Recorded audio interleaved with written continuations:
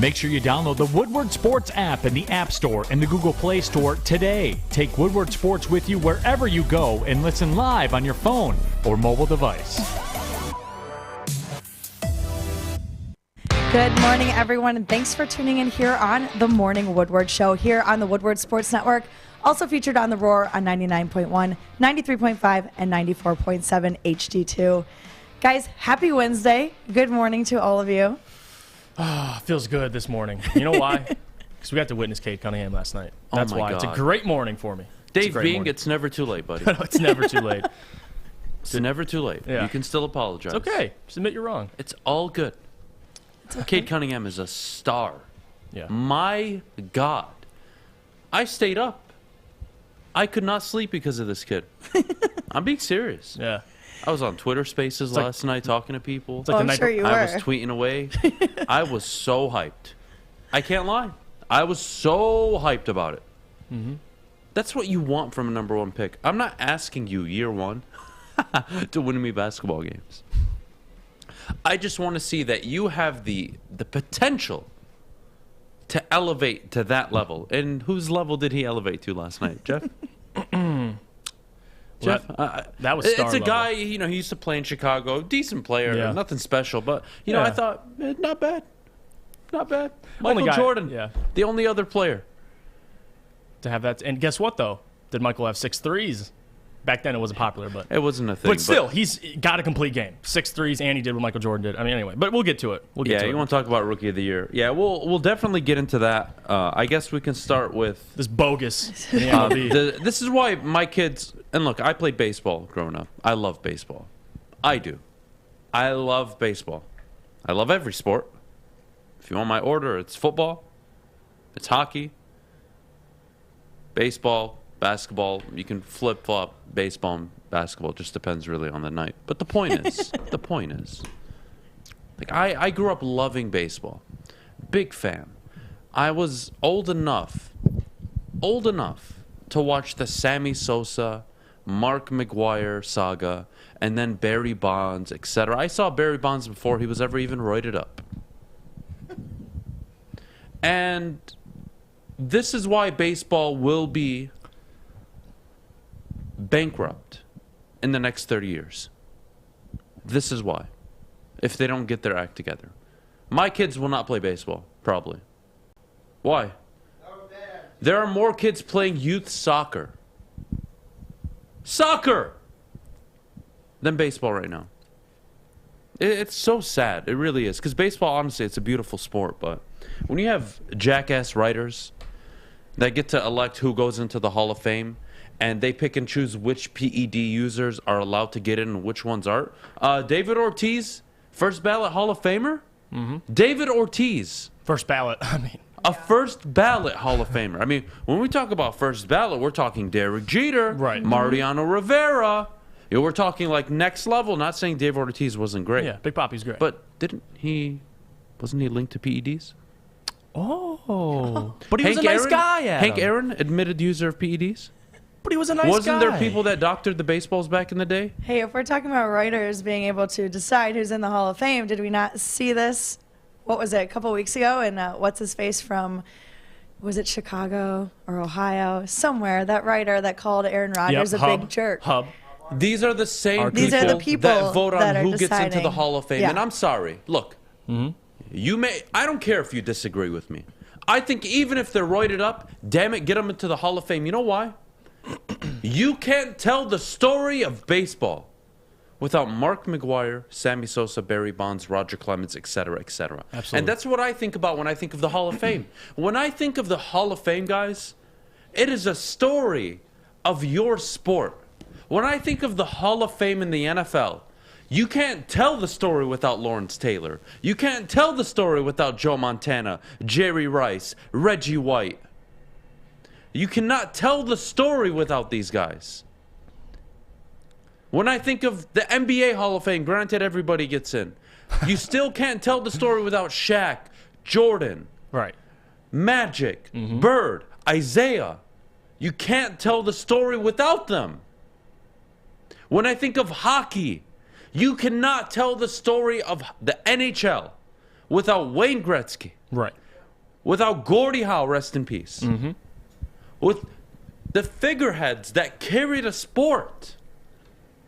Yet in baseball, in the Major League Baseball, we have writers who openly showcase their bias, and it is allowed and accepted. I'm sorry, forget the records Barry Bonds holds. Let's put that aside. Did you know before the year 2000, Maddie and Jeff, before Barry Bonds ever started roiding up, before it was confirmed, and oh my goodness, he's starting to roid up, his head got bigger. All right, he had 494 home runs. He already had a Hall of Fame. He was a Hall of Famer before he ever started juicing. I was just going to add that. He was a Gold Glove outfielder. Multiple MVPs. Multiple MVPs. A skinny little kid playing for the Pirates. And I'm sorry, baseball is more than just steroids. The hand-eye coordination needed to hit a baseball is much more of a skill than being 260 pounds and jacked and you can hit dingers. I'm sorry. Bonds didn't just hit for power. He hit for average, opposite field power. He could, back in, before he got old and you didn't see him running around everywhere, he was a gold glove defender.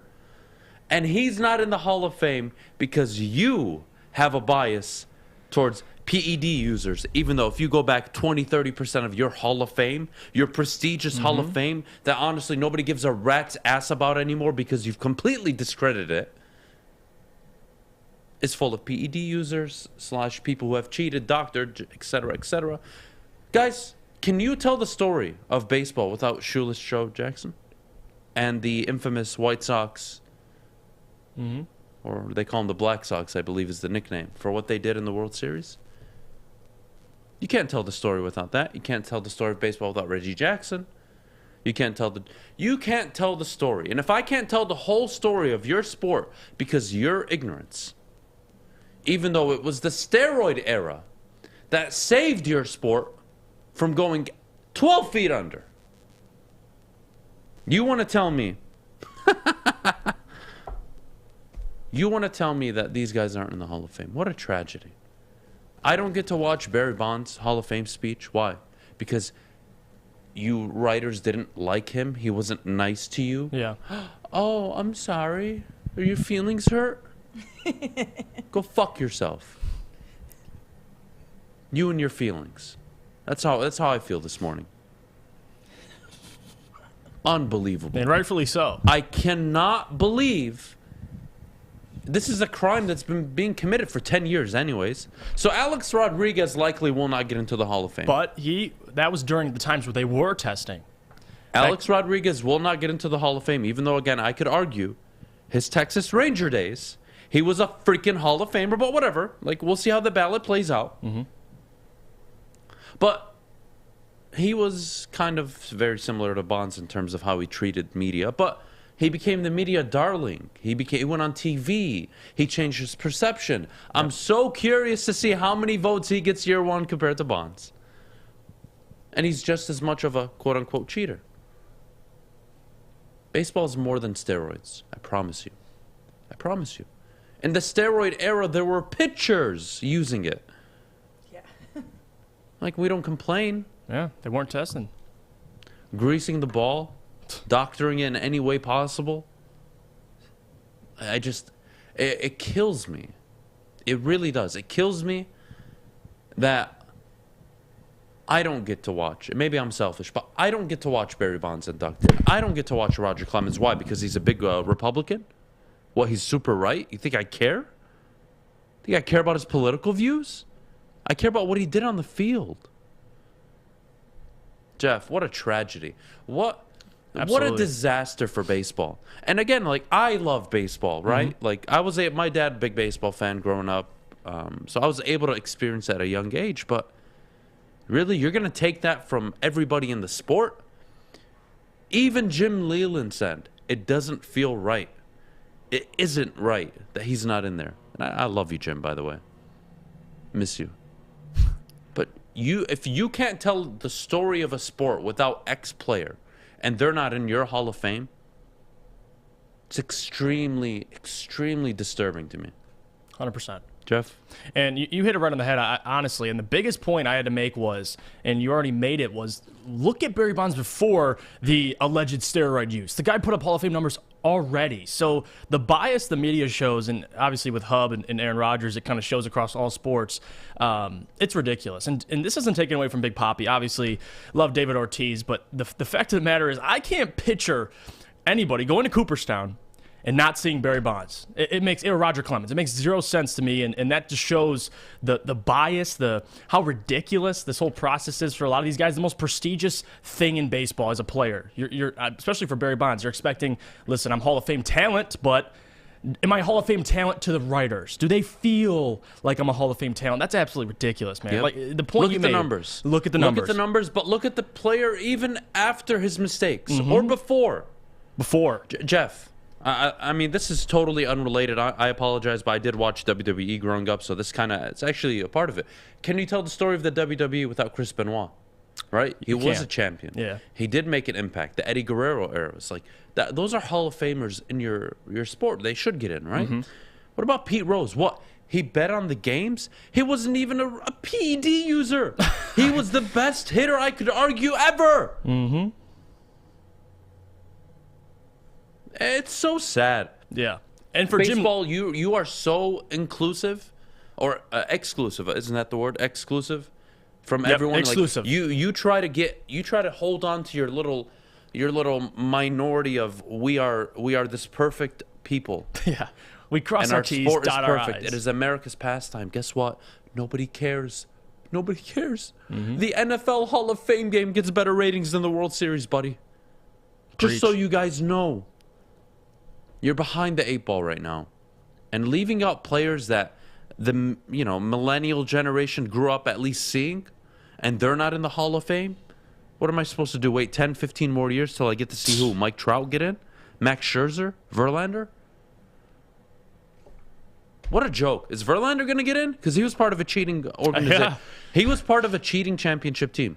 Oh, but Adam, you have to look before it, though. He was a Hall of Fame pitcher, MVP, Cy Same Young. context. So, Bonds was a Hall of Famer before he wrote it up. And look, I'm not arguing, but I'm walking you through the stupidity and the logic of these people. Verlander will get in, even though he committed a very similar crime, and nobody talks about it. Or he was part of a team that did it.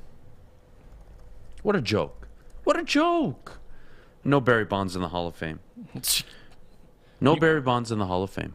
That's ridiculous. For a lot of guys who don't watch a lot of baseball, they know who Barry Bonds is, and he's not in the Hall of Fame. Like it's blasphemous. You know what's funny? It's blasphemous. In the MLB games, they have it licensed where they don't even acknowledge Barry Bonds' record, his home run record.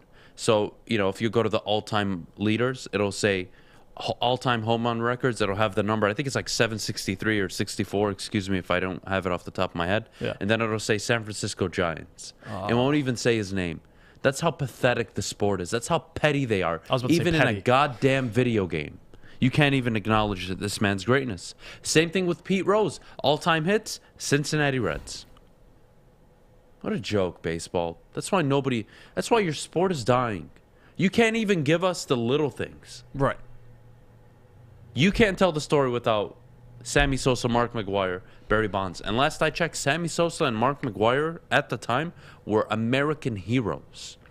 9/11 happened. Don't choose to forget what the hell was going on from 97 to 2003. And then we went to war. And then Bonds started chasing the home run record, and it was this getaway from what the hell was going on overseas.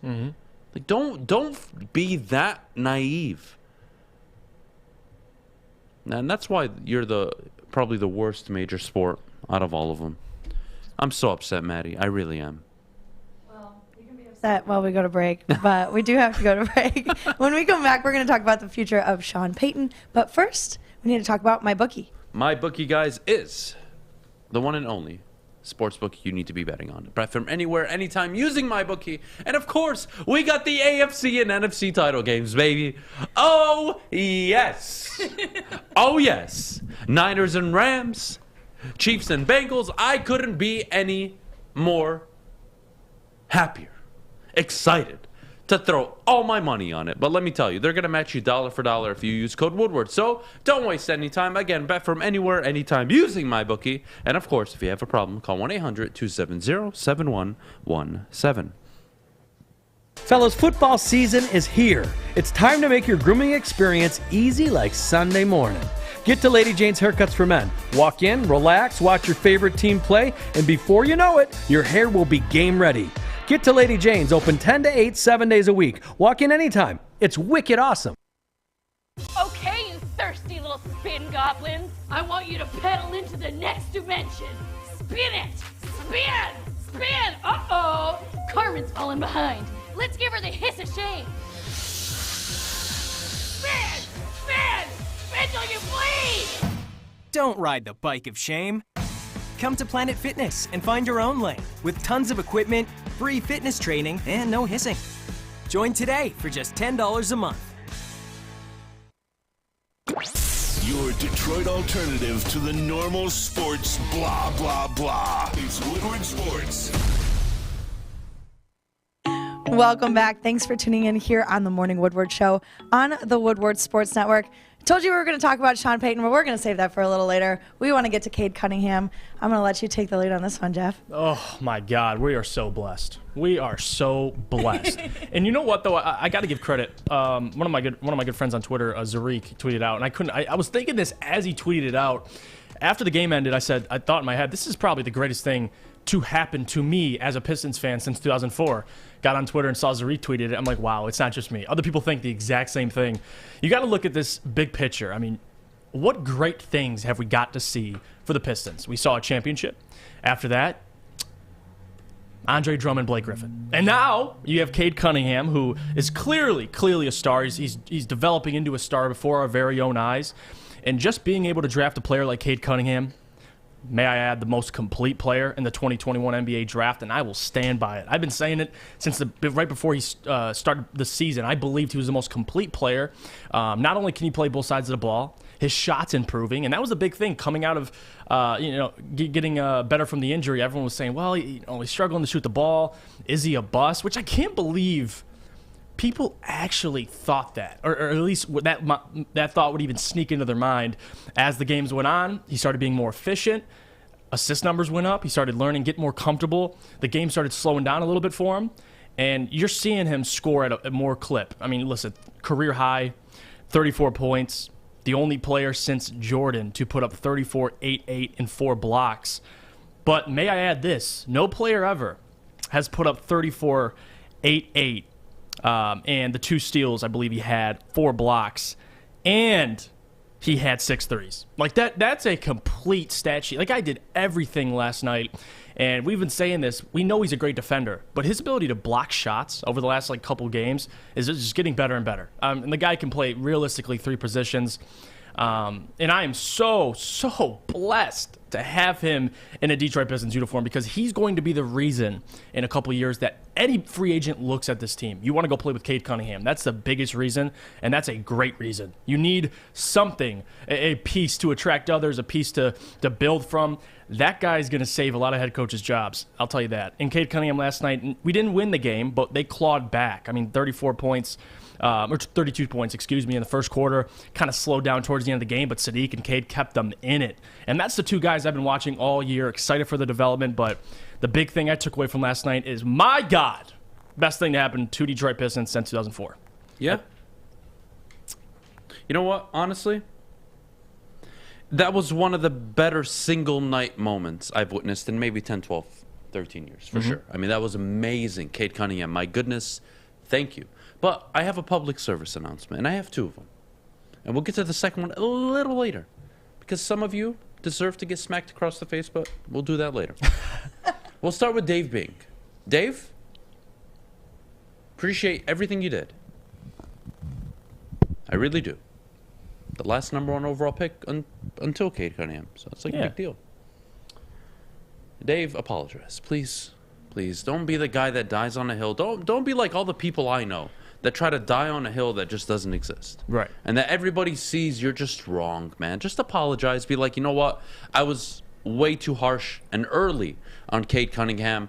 I haven't taken into account just how bad this basketball team is. He's trying to carry it by himself. The fact that the Pistons only lose by 5 points to a Denver Nuggets team who's probably going to push for the Western Conference Finals, that is impressive. And they were double and triple teaming him all night. That seems like a superstar to me. My goodness, Cade. Mwah. Mwah. Beautiful. What a baller. That's what a number 1 overall pick looks like. And I am so happy that Jalen Green only put up 7 points. Oh my God, Jalen Green, you bastard. Oh, my friend. I am so sorry. I am so sorry. I'm not. I'm actually not. Good riddance. Houston, here you go. Houston, talk all the crap you want. Good luck. It ain't going to go anywhere with anybody today. Nope. That's what a number 1 pick looks like. That's what the best player in the draft class looks like. And that's not the first time. It may be the career high in points, but that wasn't the first time. He not only filled up the stat sheet, he single-handedly carried the team, whether it was to victory or kept them into a game they had no business being in. Whew. Let me tell you. Pistons fans needed that. They needed it. When you watch the basketball you've watched all season, it has not been pretty. It's been really ugly at times. Boy, does it help when Cade Cunningham balls out like that. Now, I'm not expecting this every night, but when you're a rookie, I expect you to be inconsistent. But damn, when you give me a night like that, and you have the same amount of 25-5 performances over your rookie year as Trae Young, as Donovan Mitchell, yep, it's quite a class. That's good company. That is good company. I'm comfortable. Even if that's your ceiling is one of those 3, even Luka. Oh, I'm on cloud 9. Me too. I'm on cloud 9. And we don't even know remotely what his ceiling is yet. That's the beauty. And technically, you don't know Luka's or Trae's yet. They're still so young, but the point is, it's there. It's there, Jeff. And I'm so glad you brought up Jalen Green. I can't believe I was going to let him slip away. Let me just bring him back up.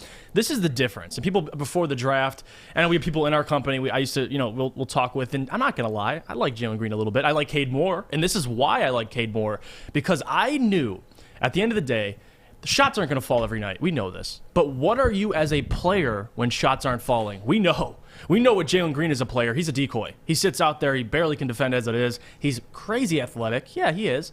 But what does he do for your team if he's not shooting the ball well? You saw a donut he put up like a week ago. With Cade Cunningham, if he finished the game with 5 points, I know he'd had 7 assists, 7 rebounds. He'll have a steal or 2, a block. Like, he'll do everything he can if he's not shooting efficiently. That's the difference. Jalen Green, good riddance. And by the way, I know you said you didn't want to live in Detroit. Good luck in Houston. Good luck in Houston. I hope you guys absolutely reek. And you're probably going to be the main reason. What was one of the better moments of last night? What? What's up? Cade's trainer. Absolutely talking his you-know-what.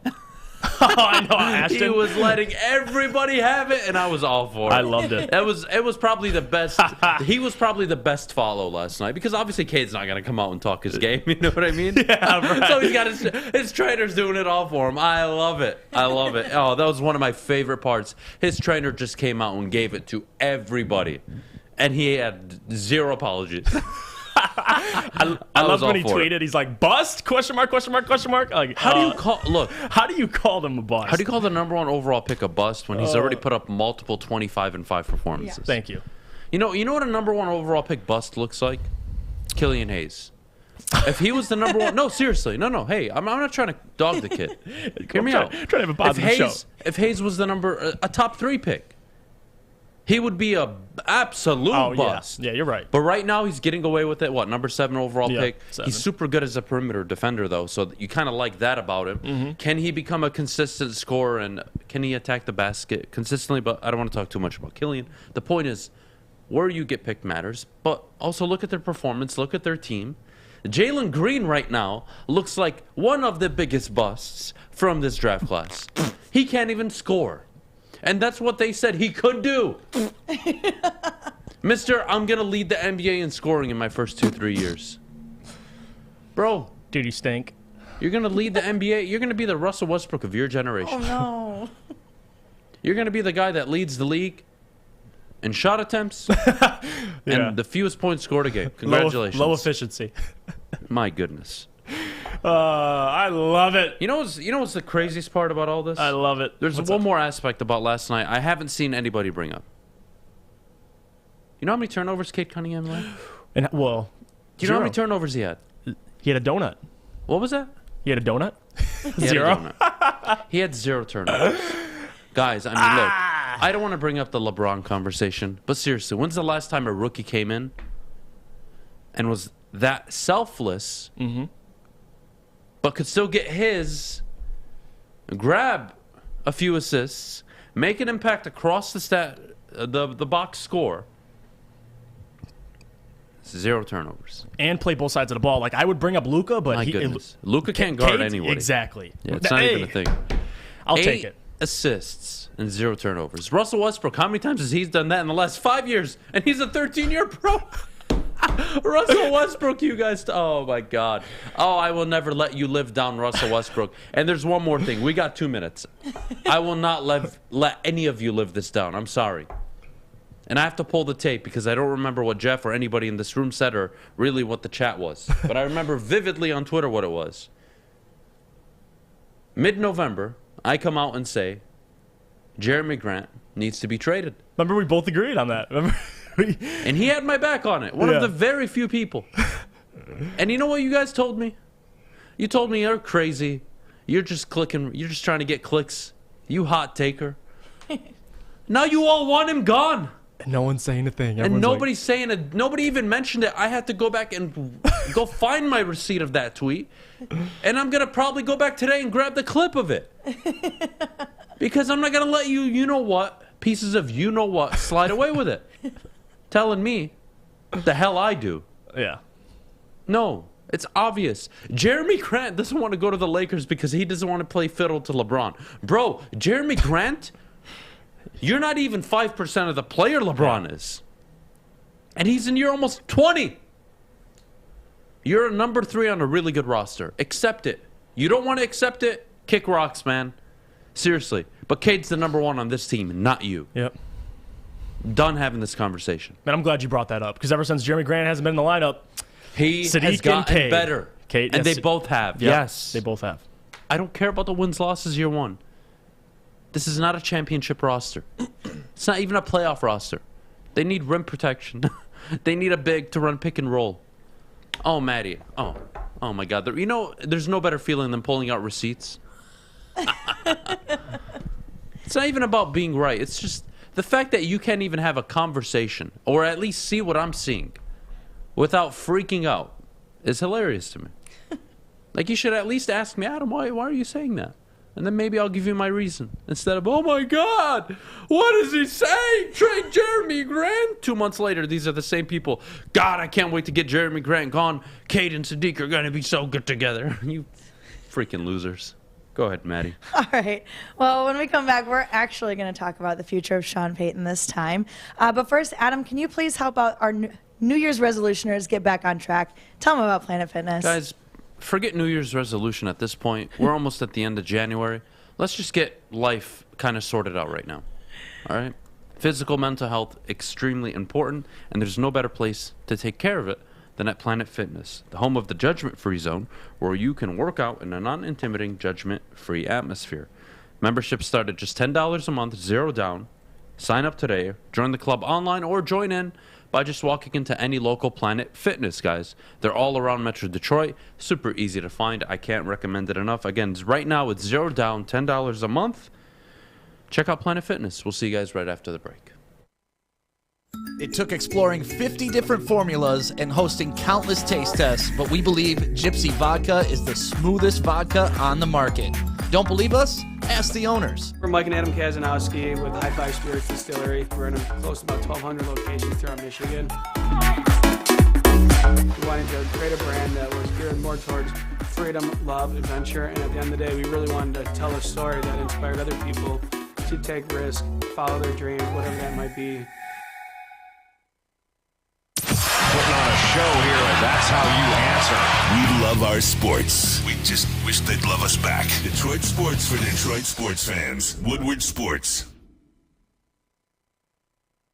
Welcome back. Thanks for tuning in here on the Morning Woodward Show here on the Woodward Sports Network. Make sure you're following us on Instagram, Twitter, YouTube, TikTok, Facebook, and Twitch. Download the app on Apple and Google Play. And, of course, download the podcast wherever you may listen, whether that's Spotify, Apple, Google Podcasts, or Amazon Music. Guys, there's a lot of what-ifs happening in the NFL right now, but the most recent one, Sean Payton stepped down as the head coach of the Saints. What do we think his future is? Wow. If I had to tell you, Lion.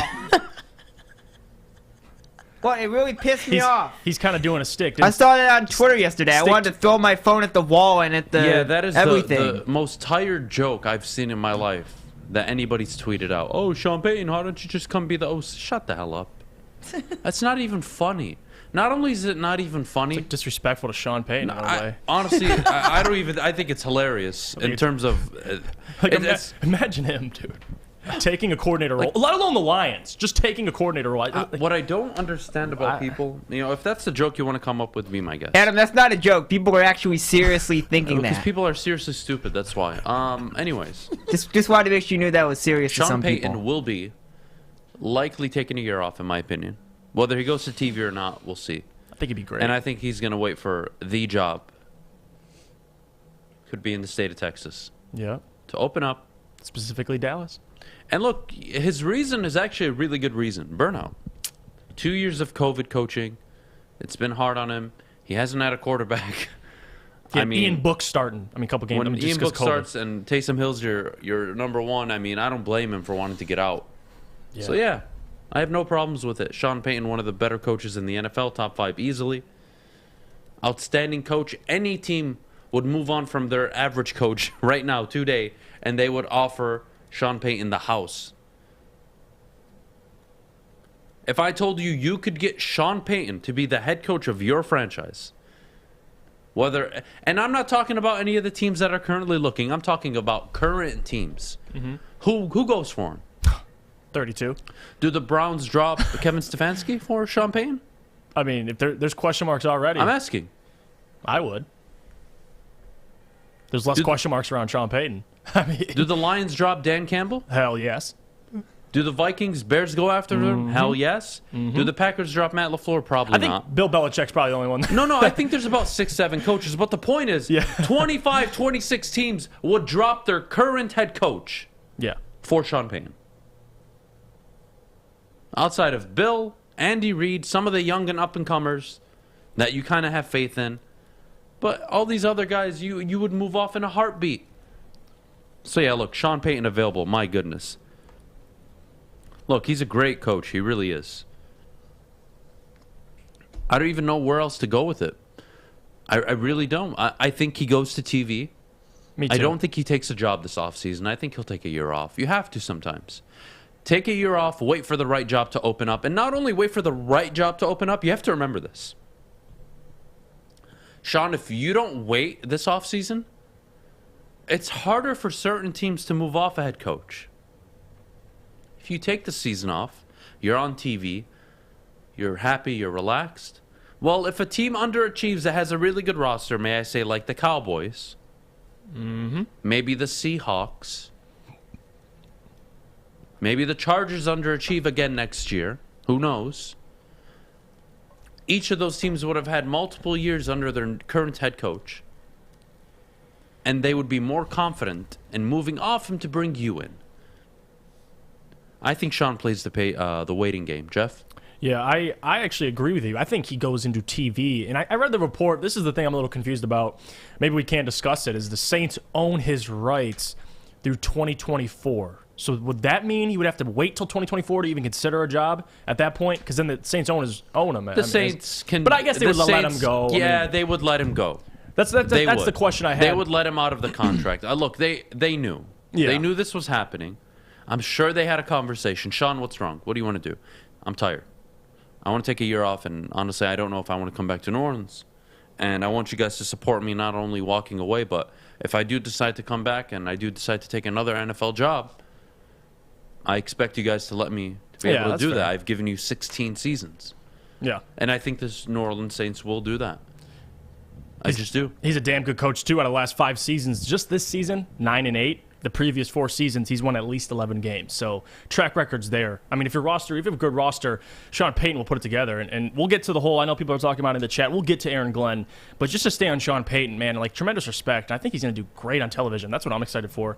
To get into the broadcast, be around football still. And like you said, being around football, there's going to be, I mean, you don't think Jerry Jones is sitting at home. You know, who gave Sean Payton champagne when he first won the Super Bowl? Jerry Jones delivered it for him. And listen, the relationship's always been there. He was an assistant coach for the Cowboys, you know, I think around 15 years ago or so. So there's a relationship already. I'm sorry, I got to correct this. He's not leaving them $70 million over the cap. No, he's From not. day one, it was like, guys, stop changing history. Mickey Loomis is the GM. He's always been the GM. He's always been in control. Now, does Sean Payton have a big voice? Of course. Of course, yep. But Mickey Loomis is the GM, and he's responsible for the salary cap. Stop telling me that Sean Payton is leaving them $70 million over the cap. No, he's not. Mickey Loomis and Sean Payton went for championship runs for a 3 to 5 year stretch. This is the outcome. That's it. The Patriots had to deal with this. Remember all the years they were all in on Brady, and Belichick went up and said, look, we gave up everything to make championship runs. We just did. What do you want from us? And you guys laughed at him. And then the next year they're in the playoffs. Stop it. Stop it. The salary cap can be fixed easily. They can get rid of a lot of these players that are big hits on the cap, take a year and a half to fix the cap, 2 years at the most, and they will be just fine, ready to compete again. Mm-hmm. Stop it. It's not franchise changing. Oh my God, they're going to be in the hole. But what quarterback could be coming out? What quarterback could be coming out of college by the time the Saints 3-4 years from now fix their cap, are probably one of the worst teams in the NFL? And it all comes full circle. Which NFL quarterback, who is the father to 2 Hall of Fame quarterbacks, has a nephew, or a grandson, I should say, Archie Manning, that will be coming out of college right about the time where the Saints will probably be pretty bad, and will be able to select in the top 2, top 3. Arch Manning. Oh man, wouldn't that come full circle? Maybe the Lions. No, I don't expect. I'm joking. I don't expect 4 years. We still suck. Now. God, give us credit, man. Are we going to golf 4 years now? Who knows? I mean, at this point. I mean, that's a Brad Holmes question. Yeah, it looks that's like a Brad Holmes question. It looks like it. But I'm just saying. Yeah. Watch out. I love stories, guys. I told you, I love stories. I love narratives. It's a big part of my job. I like to see stories, and I like to talk about them before they even happen. Now, how cool would it be if Arch Manning was the number 1 overall pick, drafted by the New Orleans Saints? Isn't that something? Isn't that something? Go Hall of Fame to Hall of Fame. I mean, that would be awesome. That would be that's some Green Bay stuff right awesome. there. Aaron Glenn reportedly going to interview with the Saints. The reports are the OC likely to be the front runner, but if I'm Aaron Glenn, or if I'm anybody but the OC, and I'm from the outside looking in, that's a 5-year project. Yeah. I need 2 years to get over the cap. I'm going to have a super young roster, probably going to be picking in the top 6, top 5 for the next 2 years. And it won't be till year 3 till I can show like some significant progress, and that doesn't guarantee that I even have a franchise quarterback by then. That's a tough job to take. It really is. Tough job. So if I'm Aaron Glenn, be patient. Next year, you may get a better opportunity. That would be my recommendation to Aaron Glenn. But look, there's only 32 of these jobs. If somebody offers you it, you take it. It's that simple. Fair? Fair. I don't know if we're getting that. When is it Aaron Glenn? We're going to discuss that next. Aaron Glenn, we get to, I want to say what? 9:13? 9:13. All right. We get to Aaron Glenn and the Saints at 9:13. We'll cover so don't all worry, that. this will come back. But Arch Manning, I'm telling you, how fun would that be? The grandson drafted where the grandfather was drafted. Isn't that awesome? I love stories. I love stories like that. I really do. Great things just the Mannings just always walk into greatness somehow. Like you're gonna end up you got 2 Hall of Fame sons, and then you got your grandson who will probably, have a successful career. I'm assuming. I don't know about Hall of Fame, the worst thing that could happen to the Saints, or best thing, honestly, is whoever Sean Payton does decide to go coach for, they get maybe a 3rd-round pick for it as compensation. I don't know what the compensation looks like, to be honest. We saw what happened with Gruden, but I mean that's a whole. We'll have to wait and see. But I think he takes a year off. I don't see him coaching next season. I think he takes a year off, takes a deep breath, kind of gets, charges up the batteries, gets his energy going, gets his mind ready for football, reevaluates some things, goes and looks at the successful teams in the NFL. What are they doing? What can I pull? What can I steal? And then he comes back and he tries to be a top 5 coach again. It's that simple. So, Maddie, we got to go to break. When we get back, there are 4 quarterbacks left. Yes, there are. In the NFL playoffs. Me and Jeff are going to rank them. I'm excited for it. Perfect. We are ranking quarterbacks when we come back. But, Adam, before we go, can you please tell us about the Foaling Warehouse? All right, guys, the Foaling Warehouse. I tell you about it every single day, and I will continue to do so. Home of the bowling pin game, where you throw a football at it, called, of course, Foaling. Visit the Foaling Warehouse in Hamtramck today. Reserve a private lane reservation for a group of friends, or just come in with family and friends for our unlimited open play special. Visit foalingwarehouse.com for all the details. Don't forget that they have a $2 Mystic Beer machine, over 100 beers in the facility, and multiple bars. Bring your own food or have it catered. Again, that's the Foaling Warehouse in Hamtramck. Check it out. We'll be right here waiting for you after the break.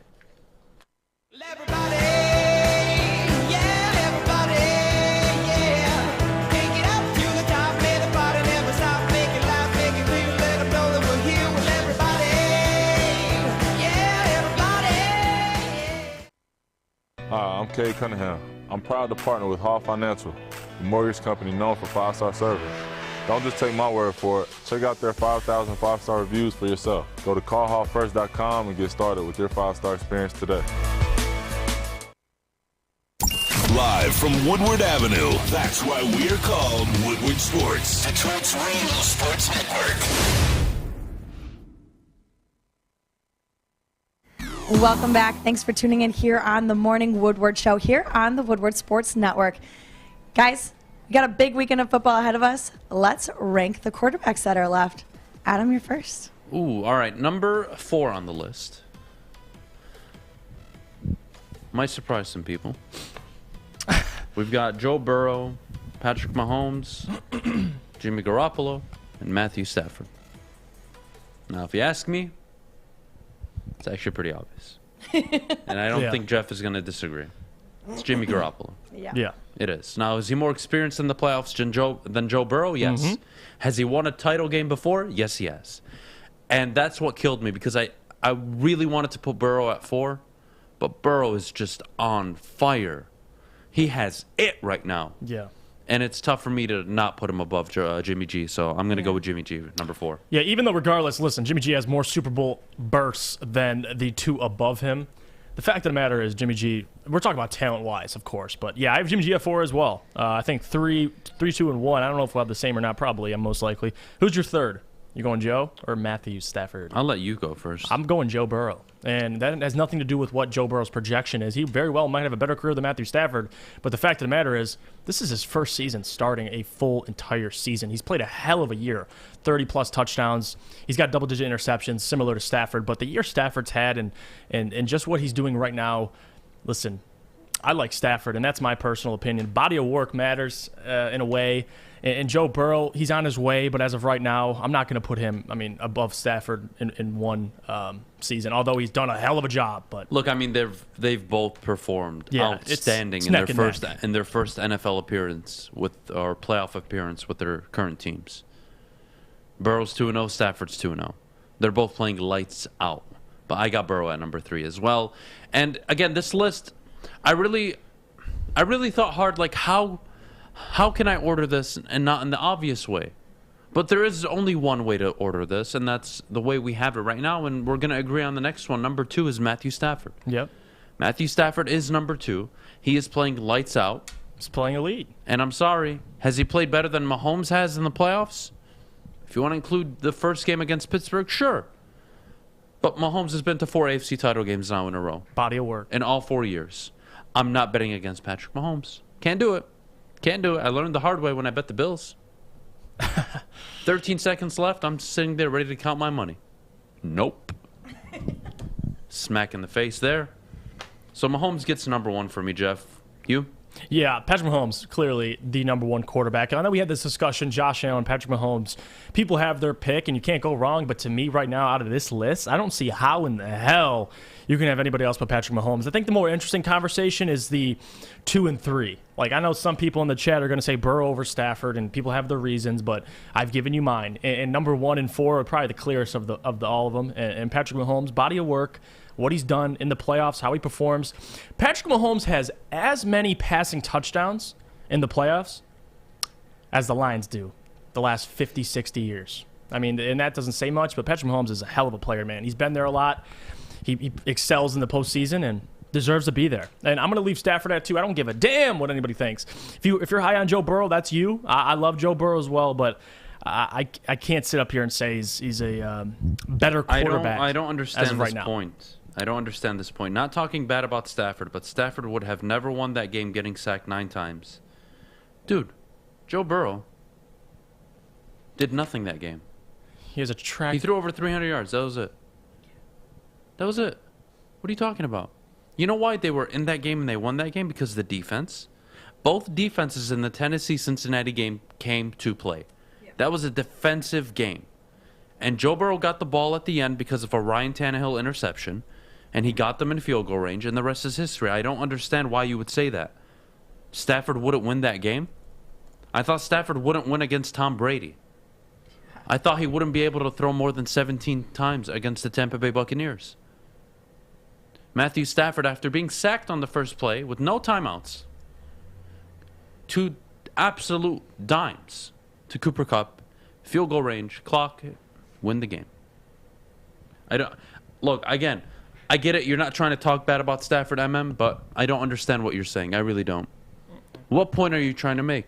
I could actually make the argument that any one of these 4 quarterbacks wins that game for Cincinnati. The Titans continued to give Cincinnati opportunity after opportunity after opportunity.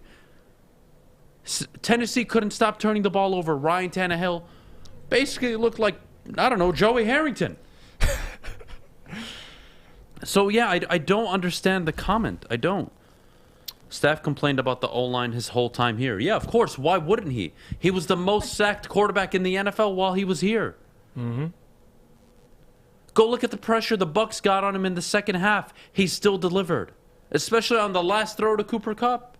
What quarterback wants to get sacked? You think quarterbacks walk into a game like, you know what? Yeah, I'll get sacked 5, 6, 7 times today, but hey, I'm going to overcome it. Nobody thinks like that. That's not even a compliment to a quarterback. You don't want him under pressure, ever. Stafford never had an offensive line ranked higher than what, 22, 21? Come on. Stop it.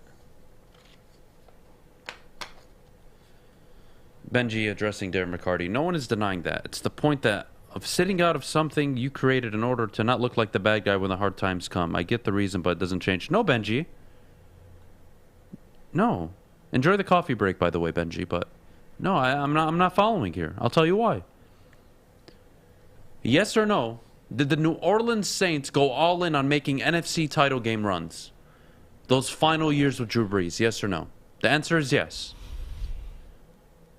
Then they paid Taysom Hill as a gadget player. That was a total mistake. But regardless of the point, their quarterback position could never stay healthy, whether it was Brees, Bridgewater, then Taysom Hill. And I'm sorry, you're not winning in the NFL without a quarterback. You're just not. So yes, does he want to look like the bad guy? What was the Saints' record this year with that horrible roster? What was it? With the horrible quarterback play? Anybody? Anybody? Do you want me to tell you?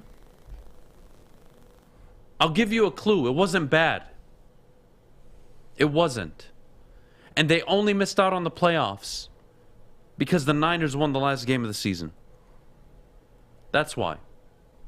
The Saints were 9-8. They had a winning year without a quarterback, without an O-line, without a run game, without Alvin Kamara and Michael Thomas basically for the whole year. Do not talk to me about Sean Payton not wanting to stick around for the hard times. He had a winning season in a year where they should have won 3-4 games, to be quite honest with you. They shut out Tom Brady and the Tampa Bay Buccaneers in primetime football. Come on. I don't like these kind of narratives being put on people. The dude has earned the right to walk away from a 16-year project where he was able to deliver a Super Bowl and multiple NFC title games. Multiple division titles. Yeah. One of the more respected head coaches. It's not even close. Sorry, I'm not gonna let that one fly. I'm really not. But I agree, Pistons fan 11. The Taysom Hill contract is wild. I never got it, never will. I would accept it if you would have just said, like, that's going to be our future quarterback. They never even said that. Yeah. Like, double down on it. For what they were... Not for a gadget player. Yeah. Come on. Unreal. The Niners aren't winning without a quarterback, actually. Jimmy Garoppolo is the perfect quarterback for that system. Yes, it's a system team. Yes, they rely heavily on that system. But Jimmy Garoppolo in that system has a win rate of 70%. Yeah. And is 4-1 in the playoffs. And is 2-0 in those playoffs against Aaron Rodgers. Come on. You can't win like that doing nothing. Let's not undermine Jimmy Garoppolo. Any team right now that is teetering on the fence of we have a good roster but no quarterback like Denver, they're going to be interested in Jimmy Garoppolo when he becomes available in the offseason. And they're going to be willing to trade maybe even a first-round pick for him. Jimmy Garoppolo has a lot left. The problem with Jimmy G is he can't stay healthy. That's why they drafted Trey Lance. If Jimmy Garoppolo hadn't missed a single game in his career, only missed a few with, towards the end of the year, he was injured, whatever it may be, they would have never moved up and drafted a quarterback. I don't know about that. They're not drafting Trey Lance at number 3. If he's healthy. Healthy. No. Jimmy G. It's not even a conversation. Jimmy G's a good quarterback. He's good, but is he great? You can't exactly. And the 49ers. But do you need him to be great in San Francisco? No, you don't. But if you want to win a Super Bowl, if you want to win a Super Bowl, great moments though. If you want to win a Super Bowl, you do. I mean, he was one throw away basically, and the defense not collapsing. But look, I'm just saying. One throw away that I know. I'm not making excuses for him. The guy hasn't delivered. Yeah, but I think even if I get the health though, health is a big thing, but. There's limitations to Jimmy G. That's why people say, which I don't agree with, Jared Goff has more talent than Jimmy G. No, he doesn't. No, he doesn't. I think they're similar, but Jimmy G's more of a winner. Like it's proven like that. So it's not even close. Yeah, it's not even close. No.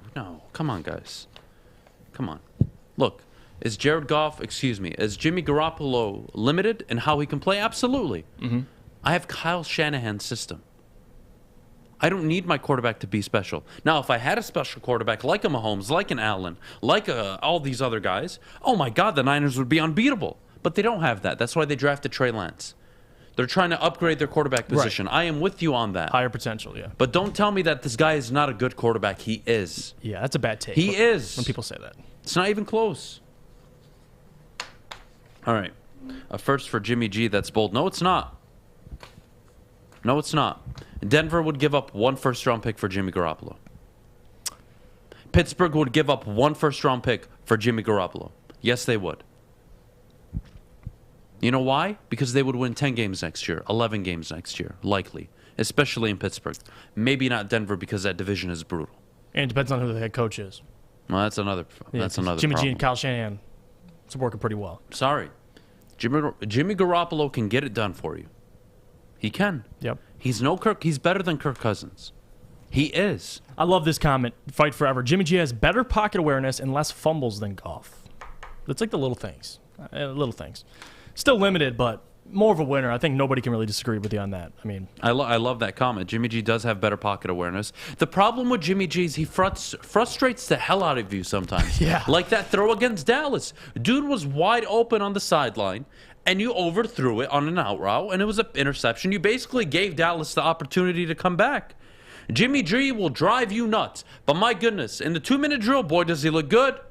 Boy, is he consistent. And when he's on, he's on. But yeah, he just doesn't have it. Of course he doesn't. But come on. Come on.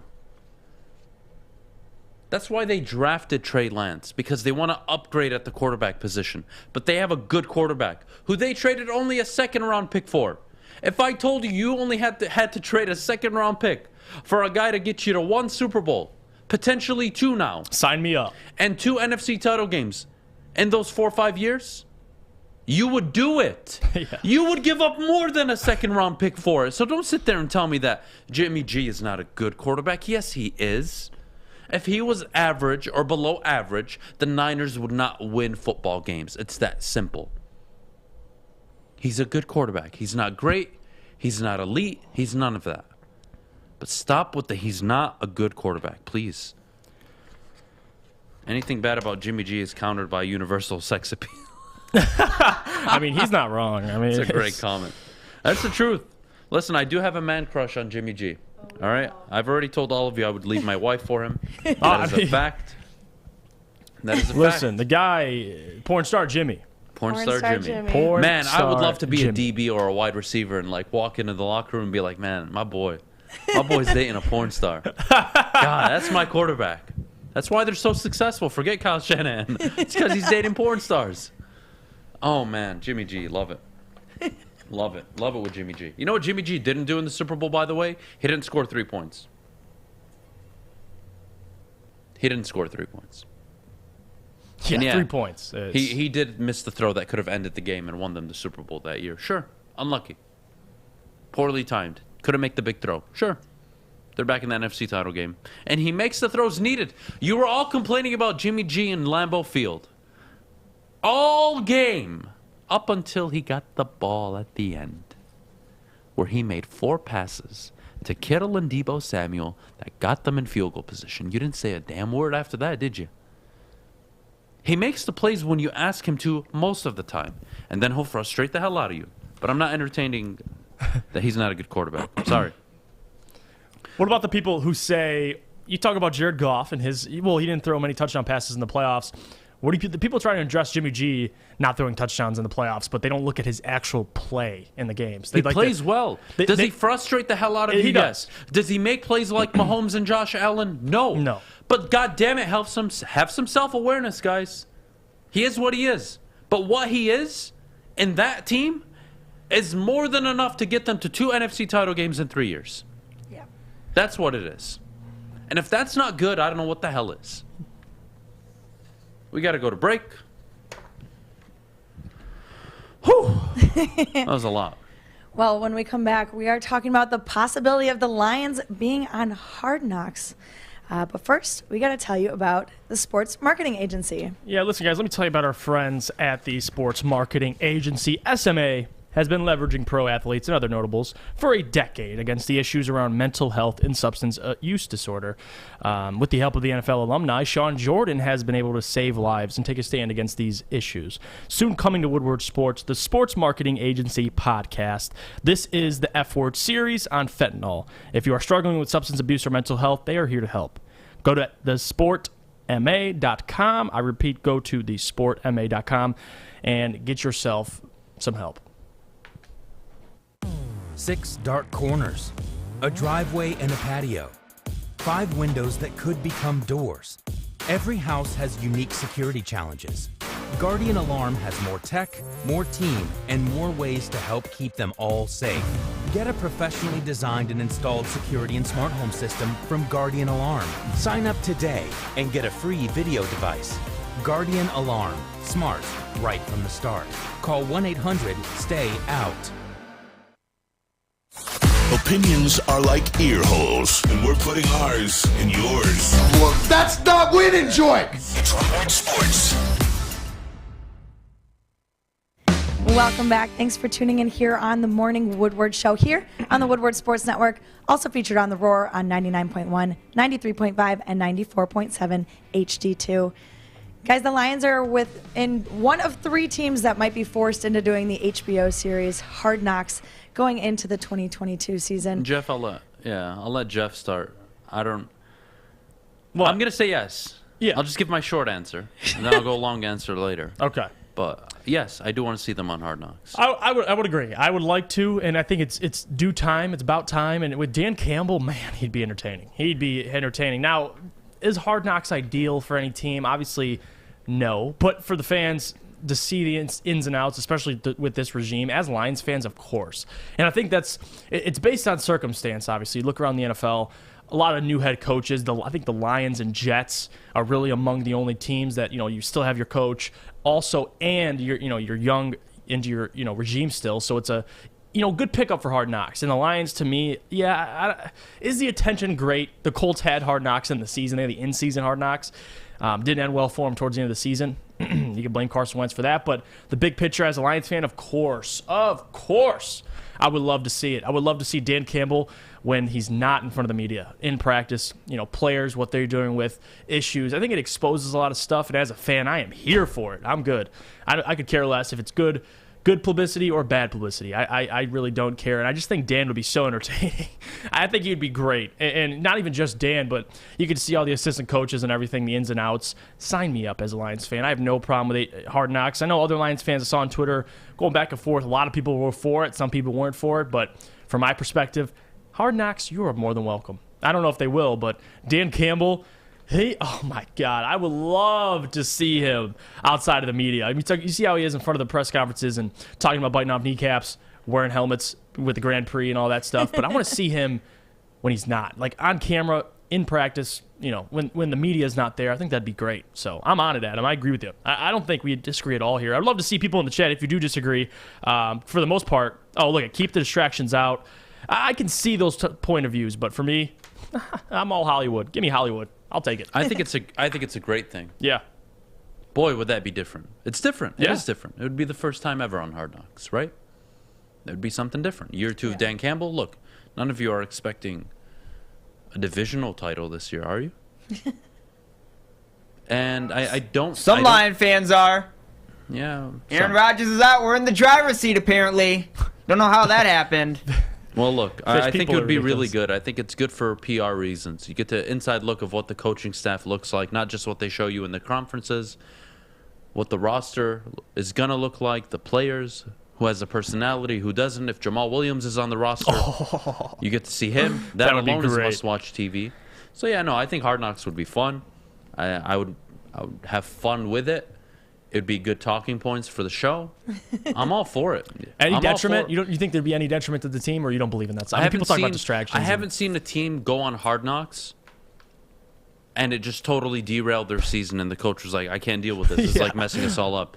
I haven't seen that yet. And has there been a coach that's come out and said, this is like totally against like what we need right now? Like, we're trying to build something and these guys are just messing it all up?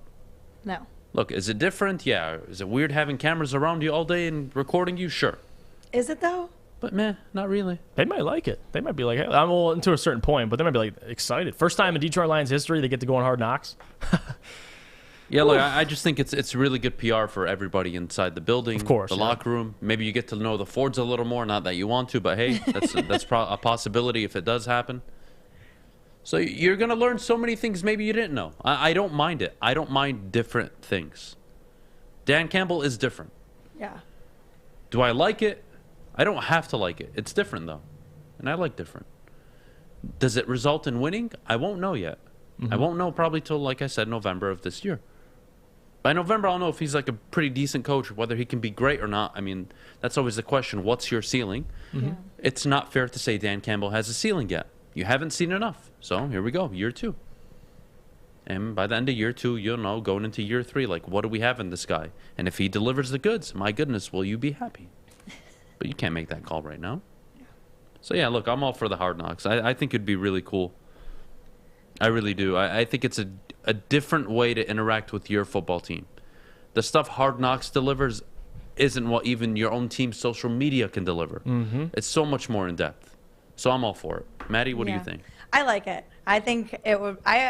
Personally, I like it because of the point where we are with the Lions. We have, Dan Campbell, who's a new head coach for us, and we have Jared Goff, who's a new quarterback for us, and we have all this newness that we don't really know the ins and outs of. So I think it'll give people a better perspective of who these people are, and it gives them a chance to maybe love Jared Goff as a quarterback like they love Stafford. I mean, that's saying too much, but it gives them an opportunity to see the ins and outs of these people, and it gives them a different perspective. And I think it'll give some fans maybe some hope in the Lions for the coming season, which I think is cool. And I don't think that having cameras around will be weird for anybody on the team because they've always got cameras around, whether it's at practice or at games. So I don't think it'll change anything for them. I think it'll be nothing but fun for the fans, and I think it's a great opportunity for everybody to learn a little bit more about each other in the locker room, and the fans get to learn about the people in the locker room, outside of the locker room. Not to mention, I do want to see how much caffeine Dan Campbell actually drinks. How many venti Starbucks? 2 ventis? I know, but like, Double just shots? I don't understand because I think I'm a very caffeinated person, and I just don't get it. I agree with the good publicity in terms of like when you watch Hard Knocks. Let's say let's say I'm a Lions fan. I'm watching Hard Knocks on the Colts. There's going to be, you watch the whole series, you're going to have personal connections with different players. You're going to, be more closer to the team just because you've been watching them. I think that's great publicity for the Lions. I mean, you have guys, it doesn't matter if you're a Lions fan or not. You're watching Hard Knocks. You're watching Jamal Williams act a fool. You're laughing. You're watching Dan Campbell. It is. I think it depends, obviously, what they catch on Hard Knocks, what they film. But for the most part, I think it's more positive publicity than that. So I'm all for it. So I got to go get some people's opinions after the show because I'm curious. But for the most part, I've heard most Lions fans would be for it. So more exposure. Rocky P said it perfectly. More exposure. All right. Well, considering almost everybody's on the same page, we can switch back a little bit. I do want to revisit the MLB Hall of Fame. Okay. Let's talk about it. So the voting did come out this year, right? So David Ortiz was the only one elected. And I brought up Alex Rodriguez earlier, if you guys recall. And Alex Rodriguez only got 34% of the votes required. Yeah. Isn't that funny? Compared to 78 for Big Papi. Yeah. And you know what's funny with Big Papi? He's on TV every day. He's on the MLB Network. He's in your face. He's so bubbly, lovely. Treats everybody in the media well. Oh, he's voted in first ballot even though he's linked to PEDs? Shocker. Wow. Wow, what does that say about your sport? What does that say about your writers? What a joke. Barry Bonds got 260 votes. Roger Clemens, 257. Percentage points away from being into the Hall of Fame. So you're telling me all these writers are starting to come along by year 10, but they couldn't convince everybody around them, hey, you know what? Like, he got his punishment. We didn't put him in first ballot. We'd even put him in the 9th ballot. Maybe the 10th time around. You know what? He is part of the sports history. We shouldn't ignore it. Let's put him in the Hall of Fame. He has earned the right given his on-the-field performance even before PEDs. Yeah. No, they don't even talk like that to each other. It's just, this is the beautiful game of baseball, America's pastime. I will not let this man who cheated the game be allowed to come into my sport. I will not vote for him. The typical white man, get the hell out of my party. Yeah. Kind of deal. Even Roger Clemens, most Cy Youngs in MLB history, isn't even the What Hall a of Fame. joke. I mean, it's a joke. And A-Rod, only 135 votes. I wonder what his vote count would have looked like if he was still with J-Lo. Maybe like 150, 160, right? Just a little bit Just higher. a little bit more. You get a couple more fans. But A-Rod was on TV. A-Rod's a minority shareholder in one of the teams. I forget who. I believe he was approaching to buy a team. It was the Timberwolves, actually. Yep, it was. He was. Like, this guy is everywhere, and he only got 135 votes. So you're going to tell me he's going to somehow get an additional 165? That are 165 more needed to get in? He's not going to get in. If Bonds isn't in and he owns all the records, if Clemens isn't in and he owns a lot of records, if they're not in, they're going to put the Yankee/Rangers cheater. That's what they're going to put. Even though young A-Rod was must-watch TV. He was the Ken Griffey of his era. Walked in at 18, 19, 30, 40 home runs, 130, 140 RBIs. Unreal. And we're going to punish him. I got it. I got it, baseball. I got it. I cannot believe it. I cannot. How did we reach this point? I'll tell you how. Baseball has never adapted to the modern era. It just never has. The games are 3.5, 4 hours long. It's only fun when you go to the ballpark, but even then, you're going to bring your kids there during the weekdays at 7 o'clock, not get home till midnight? Well, they got school the next day. Then what? Such a joke. Such a joke. Yeah. They've never adapted with the times, and I don't expect them to. I don't expect them to. And you know what? I'm not bringing race into it, but it is a big part of it. Barry Bonds is not in the Hall of Fame, not because he's black. That has nothing to do with it. It's not about race in that theory. But America's pastime was also a game that was segregated. It was. So let's not forget the sports history, please. Maybe keep that in mind. Yeah, how far it's come. Since Jackie Robinson. Yep. And then all these voters, all these writers, what's the percentage of writers that are white and past the age of 55, 60 years old? You tell me. 90%. You tell me. Again, is race part of it? No. But it is that old mindset that will not adapt to today's world. I have a different point of view and perspective than a 65, 70-year-old, and vice versa, who all he knows is his game of baseball. He's not willing to look or acknowledge the mistakes his sport has made. So he's going to punish the players because they either A, didn't treat him right, or B, they cheated the sport. That tunnel vision mindset is definitely what's wrong with it. And who knows when that'll change, if it will at all. Unreal. So. Unreal. No, it's not a race thing. That was not the point. It's like the point is, look at the demographic. Old white writers. That's the sport. That's who's writing. And these same people are empowered to elect who gets into the Hall of Fame. Yeah. Isn't that funny? And they keep people like even Pete Rose out, Barry Bonds, Clemens, now A-Rod will stay out, McGuire, Sosa. Not a race thing. It's a fundamental issue with the way they think. It's an ideology. You cannot hurt the reputation of baseball. That is their mindset. Bro, your sport is known for cheating. Stealing signs, doctoring baseballs, putting a cork in the bat. Who are you to talk? You can't have this prestigious, righteous, we will not let any cheater get in, even though 20, 30, 40% of your Hall of Fame is full of cheaters. And your sport's already hard to pitch to young people, as it is to watch. What a joke. I mean, it is a joke. We got to go to break. Good luck. Maddie, take it away. All right, guys. Well, we are revisiting the scenario of Aaron Glenn with the Saints when we come back. But first, Jeff, can you tell us where you get your haircut? Yeah, listen, guys, Lady Jane's, let's be honest. If you need a haircut, I know the perfect spot for you. We just saw the weekend over, all these sports games over the weekend. Probably the best weekend in NFL history. So this weekend, you got more football. And guys, let's be honest, we like things uncomplicated. We love football, preferably 5 days a week. And like Lady Jane's Haircuts for Men, you walk through those doors, you sign in, you sit down in the comfy chairs, and before you know it, you're handsome and clean. The ladies will take care of you. You get to watch SportsCenter on the televisions and walk out a new man or woman. Get to Lady Jane's, open 10 to 8, 7 days a week. Walk in anytime because it is wicked awesome. Life is full of hard choices. We're here to make one of life's biggest decisions as simple as possible. My name is Christina Gennari, and for over 20 years, I've helped hundreds of families buy and sell homes. We cover all of Metro Detroit and more, from large luxury homes to starter homes. We will work hard to make sure that you get the home of your dreams. So if you're in the market today or even thinking about buying or selling in the future, make the obvious choice. Christina Gennari, the obvious choice in real estate. Visit us at soldchristina.com today. Follow us everywhere. Just search Woodward Sports on YouTube, Facebook, Twitter, Twitch, IG, and more.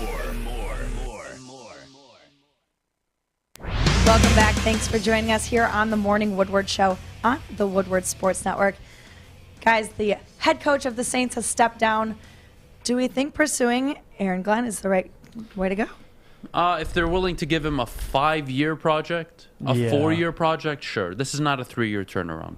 By year 4, I expect the Saints to turn it around, yes. They need a year and a half, 2 years to fix the cap, draft some players, get rid of a lot of old veterans who are significantly paid. You're probably going to have to move off Kamara, probably going to have to move off Michael Thomas. So you're going to get an abundance of draft capital. But boy, you're going to have to be patient with your next head coach. You just are. 2 years, you basically have to wash away. Just like the year one for Dan Campbell, we wash away. In New Orleans, it might be 2. It may not. It could only be year 1, and then by year 2, you're like, oh, wow, things are coming along. Like, let's see improvement here. But it's so hard to predict it, especially when the cap is where it's at. They just lost Sean Payton. It's so early in the process that I'm going to have the patient mindset of, you know what? 4 years instead of 3. 40 years instead of 3. The first one, I'm not expecting much. Year 2, I'm expecting your philosophy to kind of kick in. Are you an offensive-minded guy, defensive-minded? I want to see it. Year 3, I'd like to see it in the win column. And year 4, I want to see us contending. And if that's not the case, you're gone. That's what New Orleans seems like to me. I don't know about you, Jeff. Yeah, no, I look at it as, obviously we don't know what the Saints want to do, but to hire Aaron Glenn, although I feel like he should be, the front runner just because I have so much respect for him. If you're going to hire Aaron Glenn, you expect a project, because looking around the league, we talk about this all the time on the morning show. If you don't have a quarterback, you're more than likely, it's going to be tough for you to win. So look at the Carolina Panthers. You have Sam Darnold, hinders them. You have Cam Newton, hinders them as well. Now, you blame Matt Rule, of course, but look at Matt Rule's on the hot seat. And I would say he's done a pretty damn good job to start his career. Doesn't matter how good of a coach Aaron Glenn is. They're going to struggle. They don't have a quarterback. They're what are they, 50, 60 million over the cap, 70 million. They have a lot to figure out. So, yeah, right on the head. If you're going to hire Aaron Glenn, you expect a project. This isn't a 1-2 year turnaround. This is, like you said, 3 to 4 years. Before you start getting guys off the cap, you find a quarterback. Obviously, they have defensive players that Aaron Glenn will have a relationship with already, but there's more to this team than just plugging Aaron Glenn in and here we go. Let's go for a ride. It's a lot more than that. Aaron Glenn, to me, deserves to be interviewed and looked at this season. I don't know if he's ready yet. Only he knows that. But buyers beware, because if you're going to a team and that type of situation, I know he has ties to New Orleans, so it's going to be easier for him to make that decision, but you got to give him time. This isn't you're hiring Aaron Glenn. All right, Aaron Glenn, good luck out there. Go win us some games with the Ian Book, Taysom Hill. You got Cam Jordan probably as your best player, and Alvin Kamara. No. It's going to take a couple years. So Aaron Glenn, to me, please don't take him as a Lions fan. But if you're going to interview him, I got so much respect for him and the job he's done in developing. Like the job he did in New Orleans to develop Marshawn Lattimore, Marcus Williams. The guy can develop talent. So that's not a question. It's about how much time do the Saints expect before they're even relevant. And it's going to be a couple years. So despite if it's Aaron Glenn, if it's Green, it doesn't matter who it is they bring in. It's going to be a project. It's going to be a project. So Aaron Glenn, I just hope he gets a fair shot. That's all I'm asking. I would love Aaron Glenn to eventually go to a team that he doesn't have to rebuild, but the fit is there. We get that. He has ties with New Orleans, so the fit is there. But, man, I just don't want him to be set up for failure. I feel like a lot of guys end up doing that, and they fire Aaron Glenn 2-3 years into the operation when he hasn't even gotten a chance to get his legs under him, get a team under him. So, yeah, good luck to Aaron Glenn. Got nothing but, honestly praise for him. I can't say nothing but good things, but at the end of the day, depends on what the Saints are expecting out of him. So hopefully he gets a fair shot. I think he deserves an interview, but I don't know if he's ready just yet. Only he knows that. It might be another year. I'm so glad you brought that up. He knows if he's ready for the job. He knows everything about New Orleans. He was there. Mm-hmm. He understands what's ahead. There's no franchise quarterback there, guys. That is always the biggest factor. That is the biggest appeal. When the Chargers job was open, every single viable head coach wanted that position. Why Justin Herbert? I don't care if Patrick Mahomes is in the division. I got Justin Herbert. I'll figure it out. New Orleans doesn't have a franchise quarterback. So we'll have to wait and see.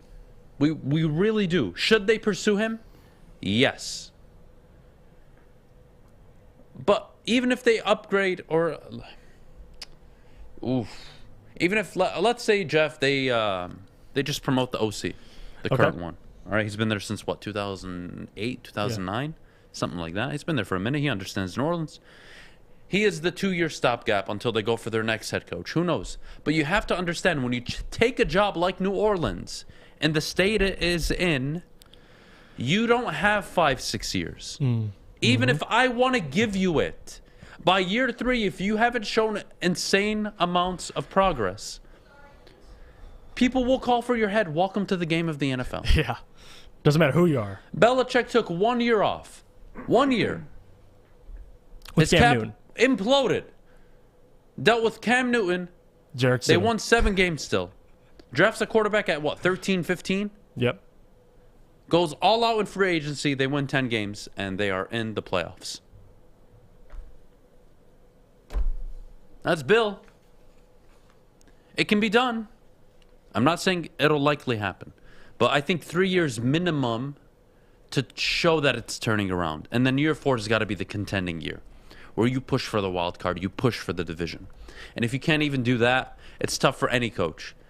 But no, 4 years, that's a good gig. But you want an opportunity to be hyper successful. These guys don't want to take a head coaching job just to get paid for a year or two and then get fired. These guys want to be successful. And can you be successful in New Orleans? I don't know. I do want to shift a little bit because we have people in the chat talking about racism. Misunderstanding the whole point. Which is fun. Yeah. All right.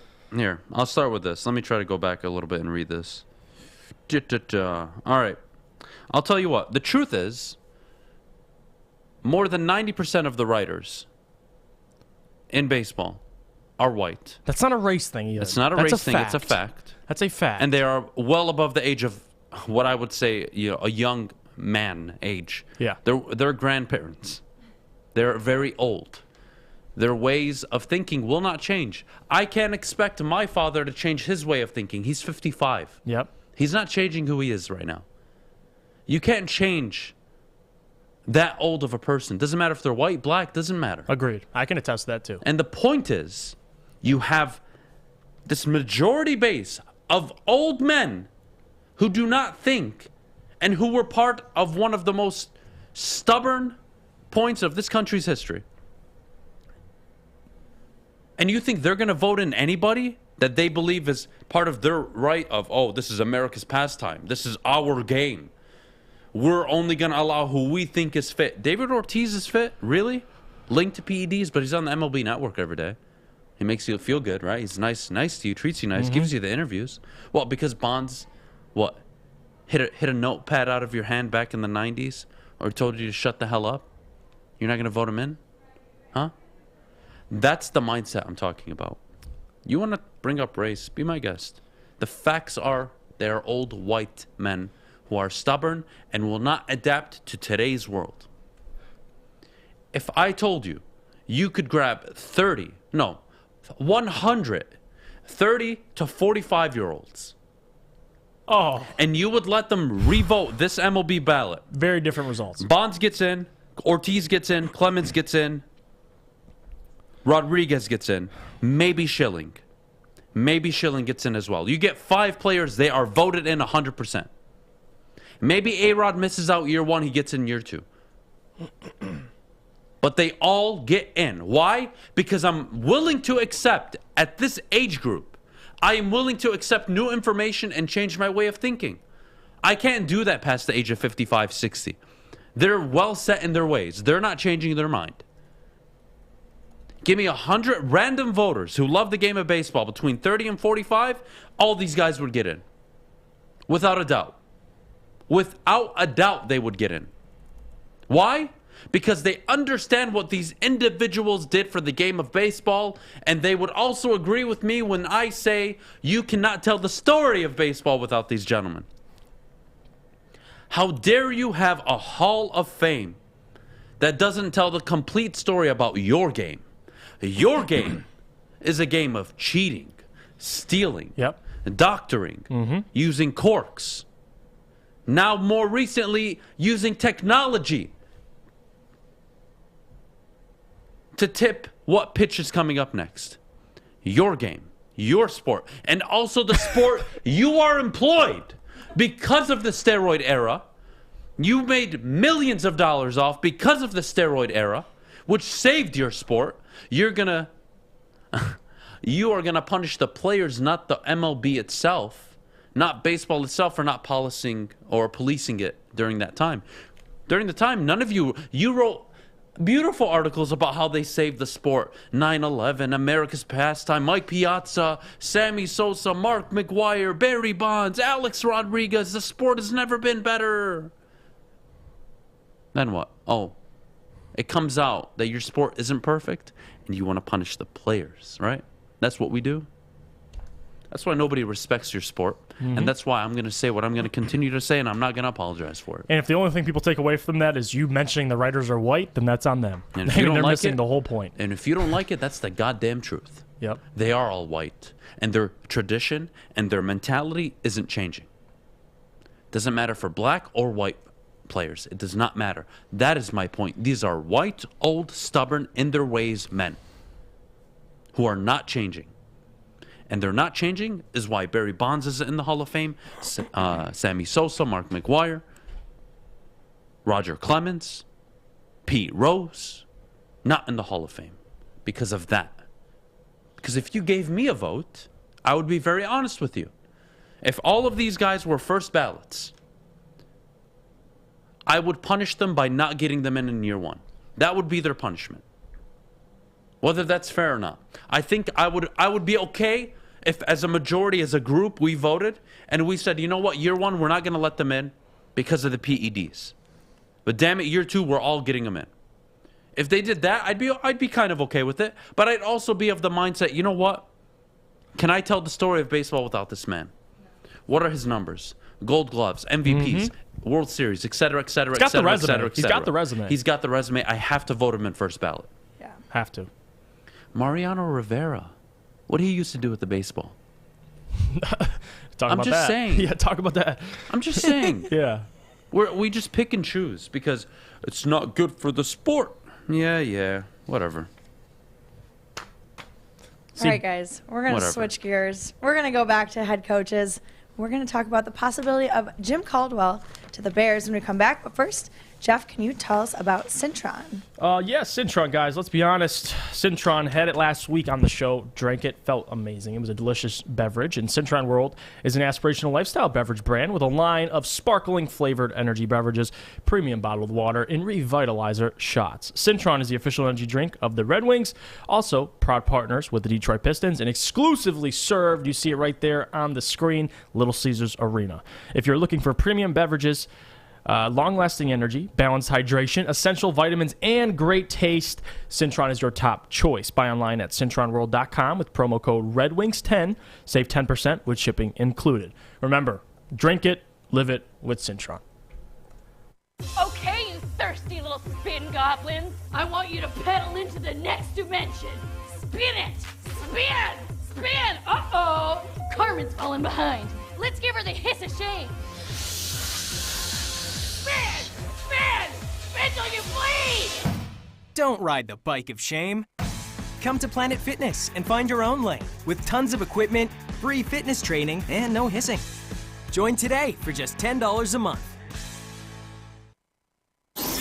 What's the over-under? Should I tease? Who is the lock of the night? Make sure you're watching Woodward Bets to get the latest in sports betting and more. Woodward Bets daily on Woodward Sports. Welcome back. Thanks for tuning in here on the Morning Woodward Show on the Woodward Sports Network. Guys, the Bears have now hired a GM. What do we think about Jim Caldwell as the head coach? What do you think, Adam?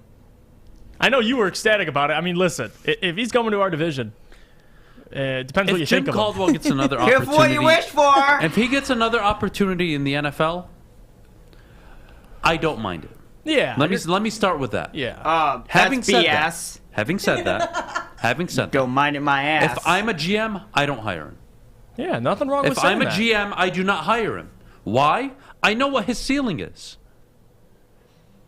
With Peyton Manning, he got to a Super Bowl and lost it.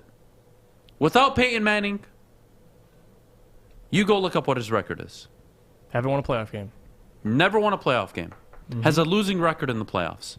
Hasn't won a playoff game since his Peyton Manning Super Bowl run. Struggle to beat good teams. Come on. For me, when I can see your ceiling, I don't make a move on you. No. If I don't know what your ceiling is, like Brandon Staley, right now he's in the clear. He goes 9-8 again, or 8-9, 7-10 with Justin Herbert again. I'm gonna start to lose faith in him. Yeah. And then by year 3, you're done. But that's the NFL. You get it. Welcome to the NFL. Yeah, you get it. So Caldwell, you've gotten 2 chances. You've gotten 2. Ryan Poles named the GM. What do you think about that? I like it. I like it too. Direct player personnel for the Chiefs. I like it. I do like it a lot. Minnesota comes on wanted him too. A long lineage of great talent they found. Having said that, I don't like the optics of this. Less than 2 minutes after Ryan Poles is announced the GM, it is reported Jim Caldwell is in the building. Do you see what the Bears are doing? They're pairing rather than letting the GM pick. And if I'm Ryan Poles, I'm walking up to the owner and saying, okay, if he comes in the building, I get carte blanche on when I can fire him. And you give me the opportunity for a second head coach, which I'm sure should be the consideration. Because why I would not want to be tied to a head coach. This has nothing to do with Jim Caldwell at this point. Mm-hmm. What has Jim Caldwell ever done in the NFL? Outside of 1 year with Peyton Manning. He won the AFC South? But go he's look so back at it. nice. Go look back at it. What was the AFC South back when he was there? It was garbage. The Texans, expansion team. The Jaguars looked like an expansion team. The Titans, not what they are now. That's a great point. Okay, he won a division. Yeah, cool. 2 divisions, actually. Okay. When he came to Detroit, which is very similar to Chicago in terms of how the project is laid out in the future, what's he going to deliver you? If I told you in 4 years, Chicago fans, I'm talking to Chicago fans right now. If I told you in 4 years, you get to the playoffs twice, you don't win the division, and you go 9-7, 9-7 your last 2 years, you keep him? You got rid of Nagy. He won the division. He won 12 games. He won 12 games. He won the division. He's been to the playoffs twice. Yeah. You got rid of him. With Mitch Trubisky. Why would you keep Jim Caldwell? If they really want to give him a job, be my guest. I don't think he's it. He's a good coach. He can bring stability maybe to your team, but he's not taking it to the next level. You don't believe me? Look at his time in Detroit. He decided it was Eric Ebron or nothing. Stop letting that go by your ears. He told Mayhew, Eric Ebron is the pick. I don't care that you want Aaron Donald. Jim Caldwell, ladies and gentlemen. Oh, but because he's soft-spoken, he's so polite to everybody, because Joik likes him, because Golden Tate likes him. He's a great guy. He's a great guy. I'm sure I'd like him. Yeah, everybody would like him. I don't care if you're not winning. Winning matters. 0-2 in the playoffs with Matthew Stafford. Sean McVay is 2-0. And you had a similar roster in 2014, so don't even bring that up, that the rosters aren't the same. And this is the thing, I want to bring this up real quick. And no one's saying Jim Caldwell is a bad coach. We're just saying the ceiling is important. Like if you're the Chicago Bears, let's just say from my perspective, if I'm Brian Poles or I'm the ownership, from an ownership perspective, I have Justin Fields. Justin Fields didn't have a great situation this year. You fire Matt Nagy. Your next head coach, in my opinion, better be a damn home run in a way. You got to develop Justin Fields. I mean, Jim Caldwell, great, players coach, great guy. But number one, I don't like the idea of pairing a GM and a coach and just having them work. I'd rather have the GM pick out the coach like the Giants are doing. But the fact of the matter is no one's saying he's a bad coach. My problem is if he wasn't able to win a division with Matthew Stafford, you better damn hope that Justin Fields turns into a transcendent quarterback. He couldn't get the most out of Stafford. So what do you expect him to do out of Fields? Mike, they were so conservative. And he was horrible managing the play clock. Yeah. 2-minute warning, one of the worst. And I'm sorry, you don't get to win 8 games via fourth quarter comeback, go 9-7, and tell me you're a good football coach. What a joke. Yes, I've seen his ceiling, Kalen. It's obvious. You just won't admit it. You just won't admit it. He's going to go to the Bears and be more successful than he was in Detroit. Detroit had a much better roster than he's walking into with Chicago. He's walking into a rebuild in Chicago. In Detroit, he walked into a team that was ready to compete for the division and at least push for it. And they went 11-5. They did. They had an opportunity in Lambeau. They didn't win it. They didn't get it done. Okay. Then he goes 7-9. Then 9-7, 9-7. And they start the year, 1-7, I believe? 1-6? Unbelievable. Unbelievable. And he's almost 70 years old. The NFL is totally different than when he last coached. It's now all about young offensive-minded coaches. And look at the teams that are in the goddamn championship games. Sean McVay, young, innovative. Andy Reid, one of, if not the most innovative coach ever. Kyle Shanahan, young and innovative. Zach Taylor, young, unproven, but a young offensive-minded guy. Unproven, but young and offensive-minded. That's your championship game in both conferences. Go hire Jim Caldwell. Have fun. Have fun. Enjoy. I don't like the fact that I hire a GM and he's already being told who the head coach is. And people compare that to the Lions. The difference is I had a problem with that when the Lions did it. I did not like it when they hired Brad Holmes and they hired Dan and said, all right, work. That's not the ideal way to do it. Luckily, though, they like each other. Because if they didn't, we'd be crapping on the decision as well. I mean, I don't like how that is. I don't like, being hired as a general manager and the ownership telling me who they're bringing in as head coach. It's just doesn't make a whole lot of sense. Now, to recap, no one's saying Jim Caldwell is a bad coach. People get so offended when we talk about Jim Caldwell. You know his ceiling. Now, people can improve, but at nearly 70 years old, it's tough to improve and change completely your philosophy. I love the people that said that they're going to be so good with Caldwell. Oh, the Caldwell, the coach we let get away. That's what it is. It's buyer's the coach you remorse. let get away. What did I say? Be careful what you wish for. What a joke. I hope he goes to the Bears. That way he can go in the division and you can see him firsthand, and maybe it can remind you that actually he wasn't all that great of a coach. And that for his first year, he actually was very good. Yeah. He was. He's a good coach. And then he choked and choked time after time after time, whether it was player personnel on the field, the Eric Ebron debacle, play calling, or do I have to bring up the 4th and 1 in Dallas when you were down in Dallas territory? Do I have to bring that up? I shouldn't, right? It's too mean. I'm not even mad at him for losing to Seattle. They were the Legion of Boom. Yeah. I didn't even care about that playoff loss. They stumbled into the playoffs. I just don't want to hear it. No. Stop telling me he's a very good coach. He's not. He's average. He's okay. He's not going to win you a division in the NFC North. He's a and people, we talked about culture yesterday, but the Bears don't need a culture guy. You need someone to come in and just win. Matt Nagy, Brad Childress, okay? Mike Zimmer, all won divisions with Aaron Rodgers there. Jim Caldwell couldn't. Neither but it's could the Schwartz. Lions, Adam. That's why Schwartz hasn't gotten a job yet. He has a ceiling. I would not hire Jim Schwartz as my head coach. I would not. I've seen enough. I saw 5 years of it. I saw 4 years of Caldwell in Detroit, 3 in Indianapolis. I have enough of a sample size to say I do not want him as my head coach. Now, if Chicago, you want to do it, go ahead. I'm not hiring an average coach when I have a rookie quarterback, now in his second year, that I need to really make sure I hit on because we traded up to get him, and I have a lot invested into him. He needs to work out. Go get the offensive guy. Don't sit there and bring me Jim Caldwell. Oh, what if I was a Chicago fan, I would be so upset. Ryan, shut the hell up. Quote, we saw his ceiling, and now we can't hope to reach his floor since. Dude, if he would have stuck around in the Patricia years, you would have sucked the same amount. The roster was garbage. Patricia was a piece of you-know-what human being. That never helps.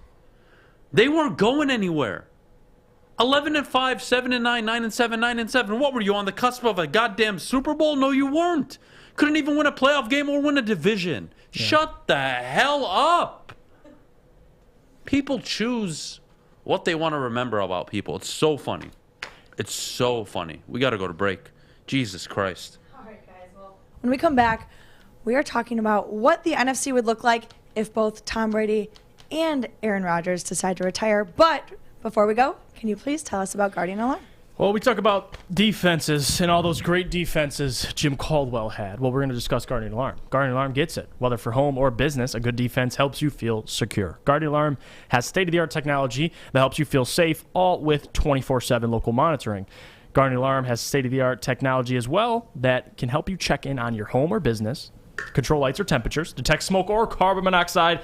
It will even let you lock and unlock your doors. Call this number, 800. Stay out today. Out. You heard Fish. Call 800-STAY-OUT. Get the hell out. And don't forget, let them know Woodward Sports sent you. Everything that we've hoped for, finally. He's going deep, right side. Oh, that is Edwards out there. He goes up in the air at the goal line. Hey, it's Brandon Edwards here, wanting to welcome the sports marketing agency to Woodward Sports Network, to the family. Glad to have you guys. For the last decade, the sports marketing agency has literally leveraged athletes around issues such as mental health and substance abuse.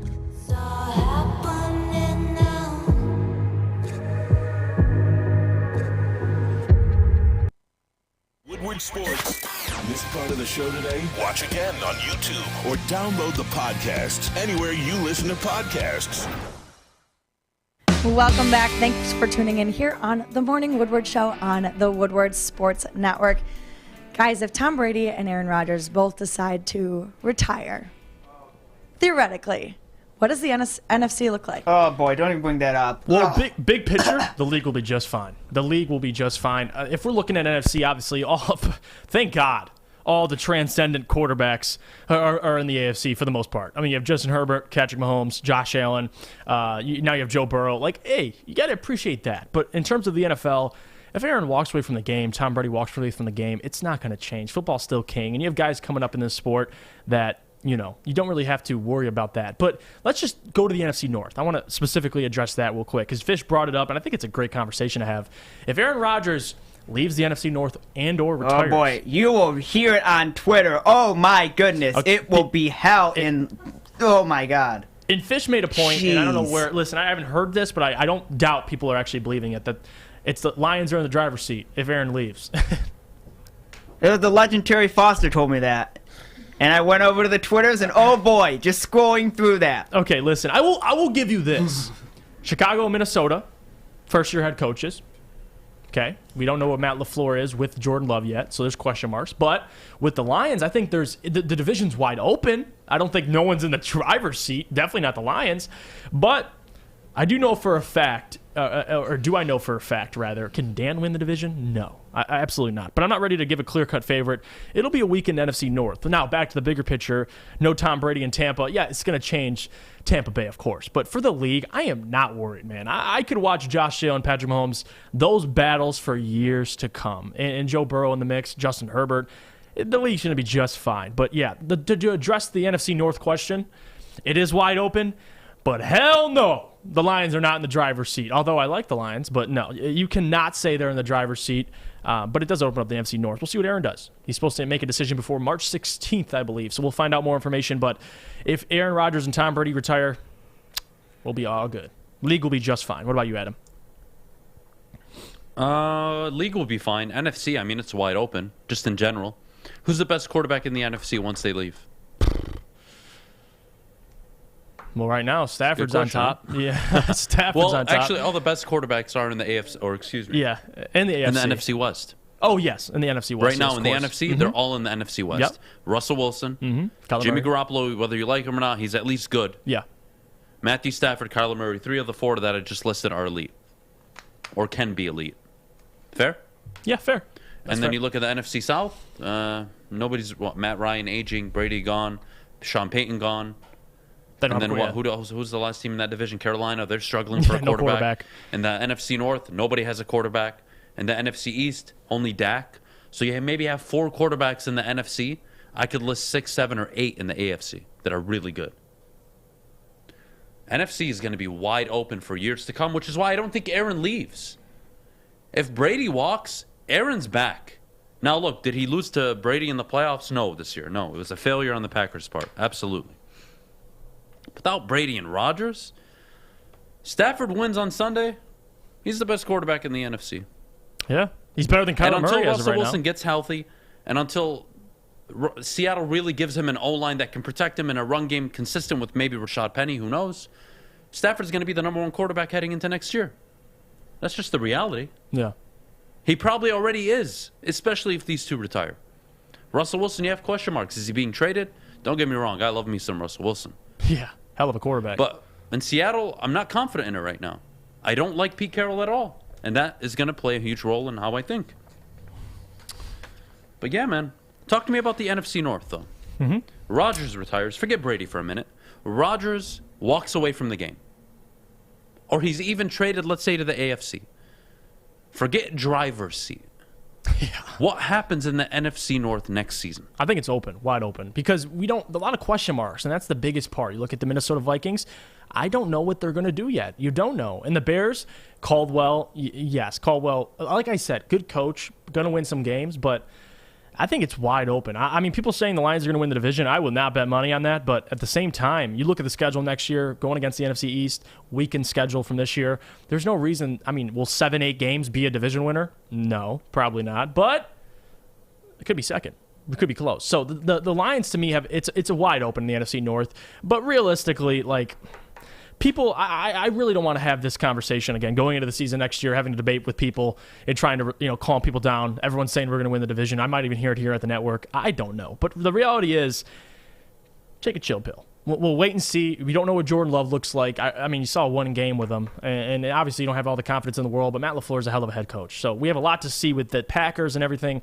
Aaron could very well be back, but yeah, Adam, it's wide open. I think you would agree, but saying we'd win the division as an early prediction, I mean, Jared Goff, people are saying that too. People have a problem with bringing up Jimmy G, one of the best quarterbacks. Not one of the best, but he's up there in that conversation, a respectable quarterback in the NFC, respectable. Jared Goff, he could be up there as well. But again, what do you expect out of Jared Goff? Like, if Jared Goff wins the division, I don't know what that says. If they win the division, Jared Goff, Dan Campbell, and Matthew Stafford and Jim Caldwell couldn't do it. I don't know what that says more about Matthew Stafford or Jim Caldwell. So at the end of the day, I'm good. All right, I'm fine. I'm okay with winning 7-8 games next year, not winning the division. Let's just see improvement, guys. Slow down. Just chill out for a second. Nobody needs to get worked up about are the Lions in the driver's seat.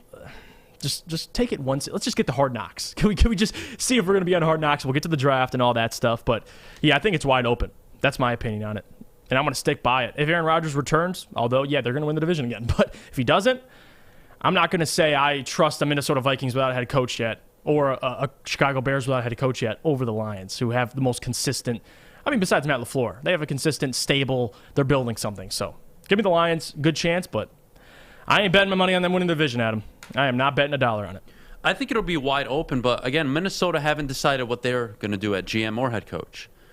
If Rodgers walks, for me, the front runner, still Green Bay. You can't count them out until they're out, right? Is that fair?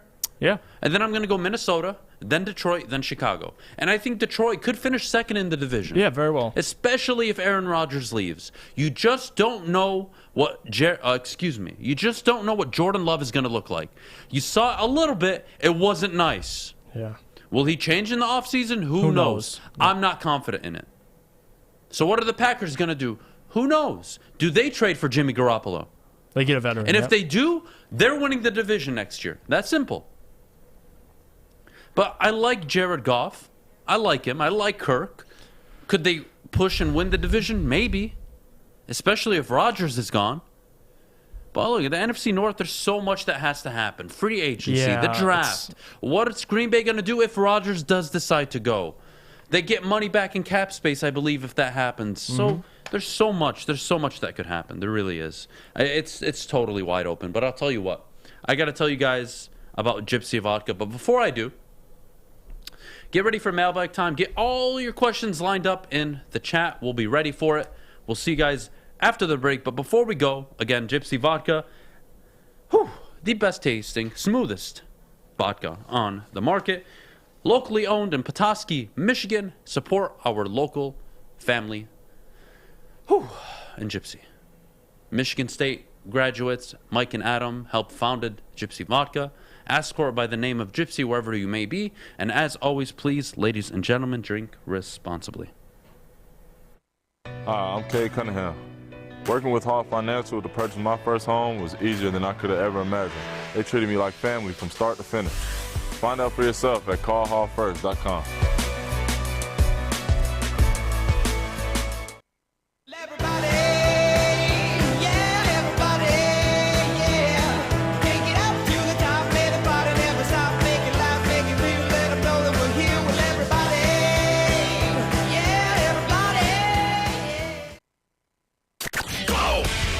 Detroit Sports on Demand. DeAndre Swift, he's going to take it all the way for the touchdown.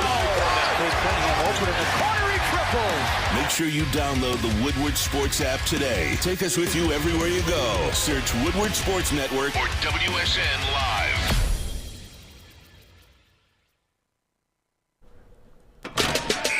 Wow. Before we get to Mailbag, today's a difficult day. It's the 1 year anniversary of, 2 year. Yep. Man, It's time crazy. flies. Time does fly. It happened right before, during COVID, didn't it? Yep. It was right around that time. I And here mean- we are.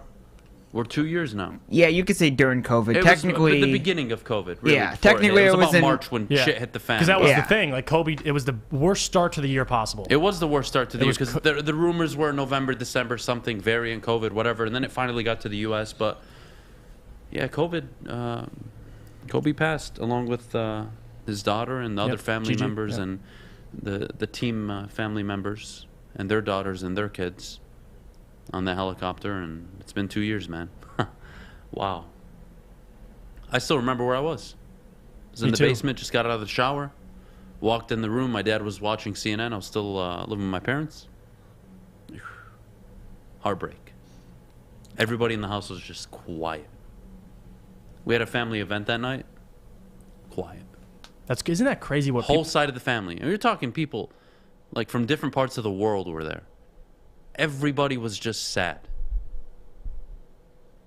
Man. It's crazy what an impact. And a we guy were like robbed that. of the Kobe Hall of Fame speech. I know. That's the worst. I know. And And, the that mother's robbed of her daughter growing up. That's just unfortunate. All of them, not just Kobe's family. Right.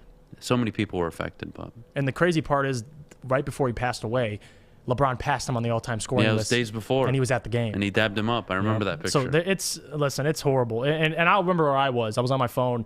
I was checking Instagram, and I saw the reports that Kobe passed away. I was like, what the hell? And that was the first time, really, I started seeing fake news. And I was like, no way. No way.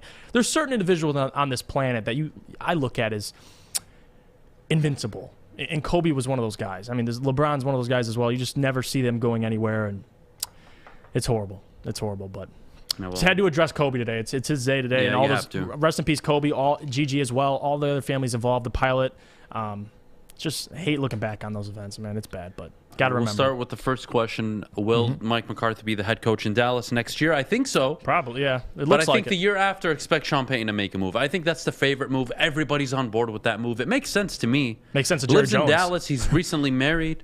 He'll take a year off, get his stuff together, and then take the Cowboys job. Where, again, if you remember Sean Payton's time in New Orleans, he wasn't the control freak in terms of player personnel. He wasn't Mickey Loomis. Right. And those before him, it was a group effort. Now, did Sean Payton have a large say in what happened? Sure, of course. Of course, when you work at a leadership level, you communicate with other leaders at your company. And you come together and you make a decision. So, I don't think you'll have a problem working with Steven and Jerry. I really don't. Adam, do you think you reached your ceiling on the show? No, Kalen, I'm just getting started, baby. And that's the I'm just getting difference. started. If Monday was just a little bit of what's coming up next, don't worry. And if you had 2 to 3 seasons of not that good shows, you probably would. I mean, if I did 4 years of not good shows, and then. we were still at 300 live viewers, even though when we started it was about at 116 when we started. If I was only at 300 viewers for the next 4 years, then maybe you can answer that question. maybe yeah, I reached my ceiling. I should probably give this up. Yeah, but 4 months in, did more views in quarter 4 than the entire network quarter 1, quarter 2, and quarter 3 combined on the show. No, I don't think I reached my ceiling. I don't. More TikTok views. Yeah. Then this show's just the getting other started. 2 shows combined. This show's just We're getting just started. getting started. Yeah, so no, I haven't reached my ceiling. I haven't. Thanks for asking, though. It's a great question. All right, let's see. Vinny. Oh no, that's not. I see this. Who should be the top priority in free agency for the Pistons this offseason? It's similar to the Lions, guys. I know everyone gets so excited for the free agency period. I mean, the Pistons are in a spot right now where they have a franchise player, Cade Cunningham. You have great talent around him. I think their move is going to be in the trade market, and that's what I'm paying attention to. I know John Collins is linked to Jeremy Grant, but free agency is just going to be signing guys that can work with Cade, shooting, signing a big shot blocker. I think it's small stuff, so don't worry about free agency, guys. It's early in the process. There will be times for that where you have cap, but I like Don't worry David's about it. question. I feel like we always answer this. What do you say? But what Detroit Lions possible free agent do you expect this offseason? And I just don't know. Yeah, that's I the don't same expect thing. Brad Holmes to spend big money. Not Godwin, not Allen Robinson. I don't see it. Not Juju. I don't see it happening. Yeah, I don't either. And that's a tough one for me. When I can't see something playing out, like I'm willing to say, okay, like you bring a recommendation to the table. I'm willing to listen to it. But it's tough for me to see the Lions making any splash in free agency. And why would they? They don't have the cap space, and they're going to focus on draft capital this year. That's it. They're going to focus on the draft. That's the home run piece. That's the chess piece in all this. How are they going to perform in the draft? And then pay. And given Brad Holmes' recent success, you would hope very successful. What other questions do we have? Let's see. So ceilings are about age, not performance. Well, Kalen, if you would listen instead of being a dumbass, I just told you. The Morning Woodward Show did more views in quarter 4. And if you don't know what quarter 4 means, that means the months of September, I'm losing my mind here. October, November, and December, a 3-month stretch. Those 3 months did more views than the first 9 months of the year. Those 3 months had more social media views than the entire network combined all year. So do me a favor. You want the data? Go. I'll share you on the Excel sheet. We're doing just fine. If this is my ceiling in next year and we're doing the same numbers, yeah, sure, maybe I'm not it. Maybe we're not it, Jeff. Maybe we suck.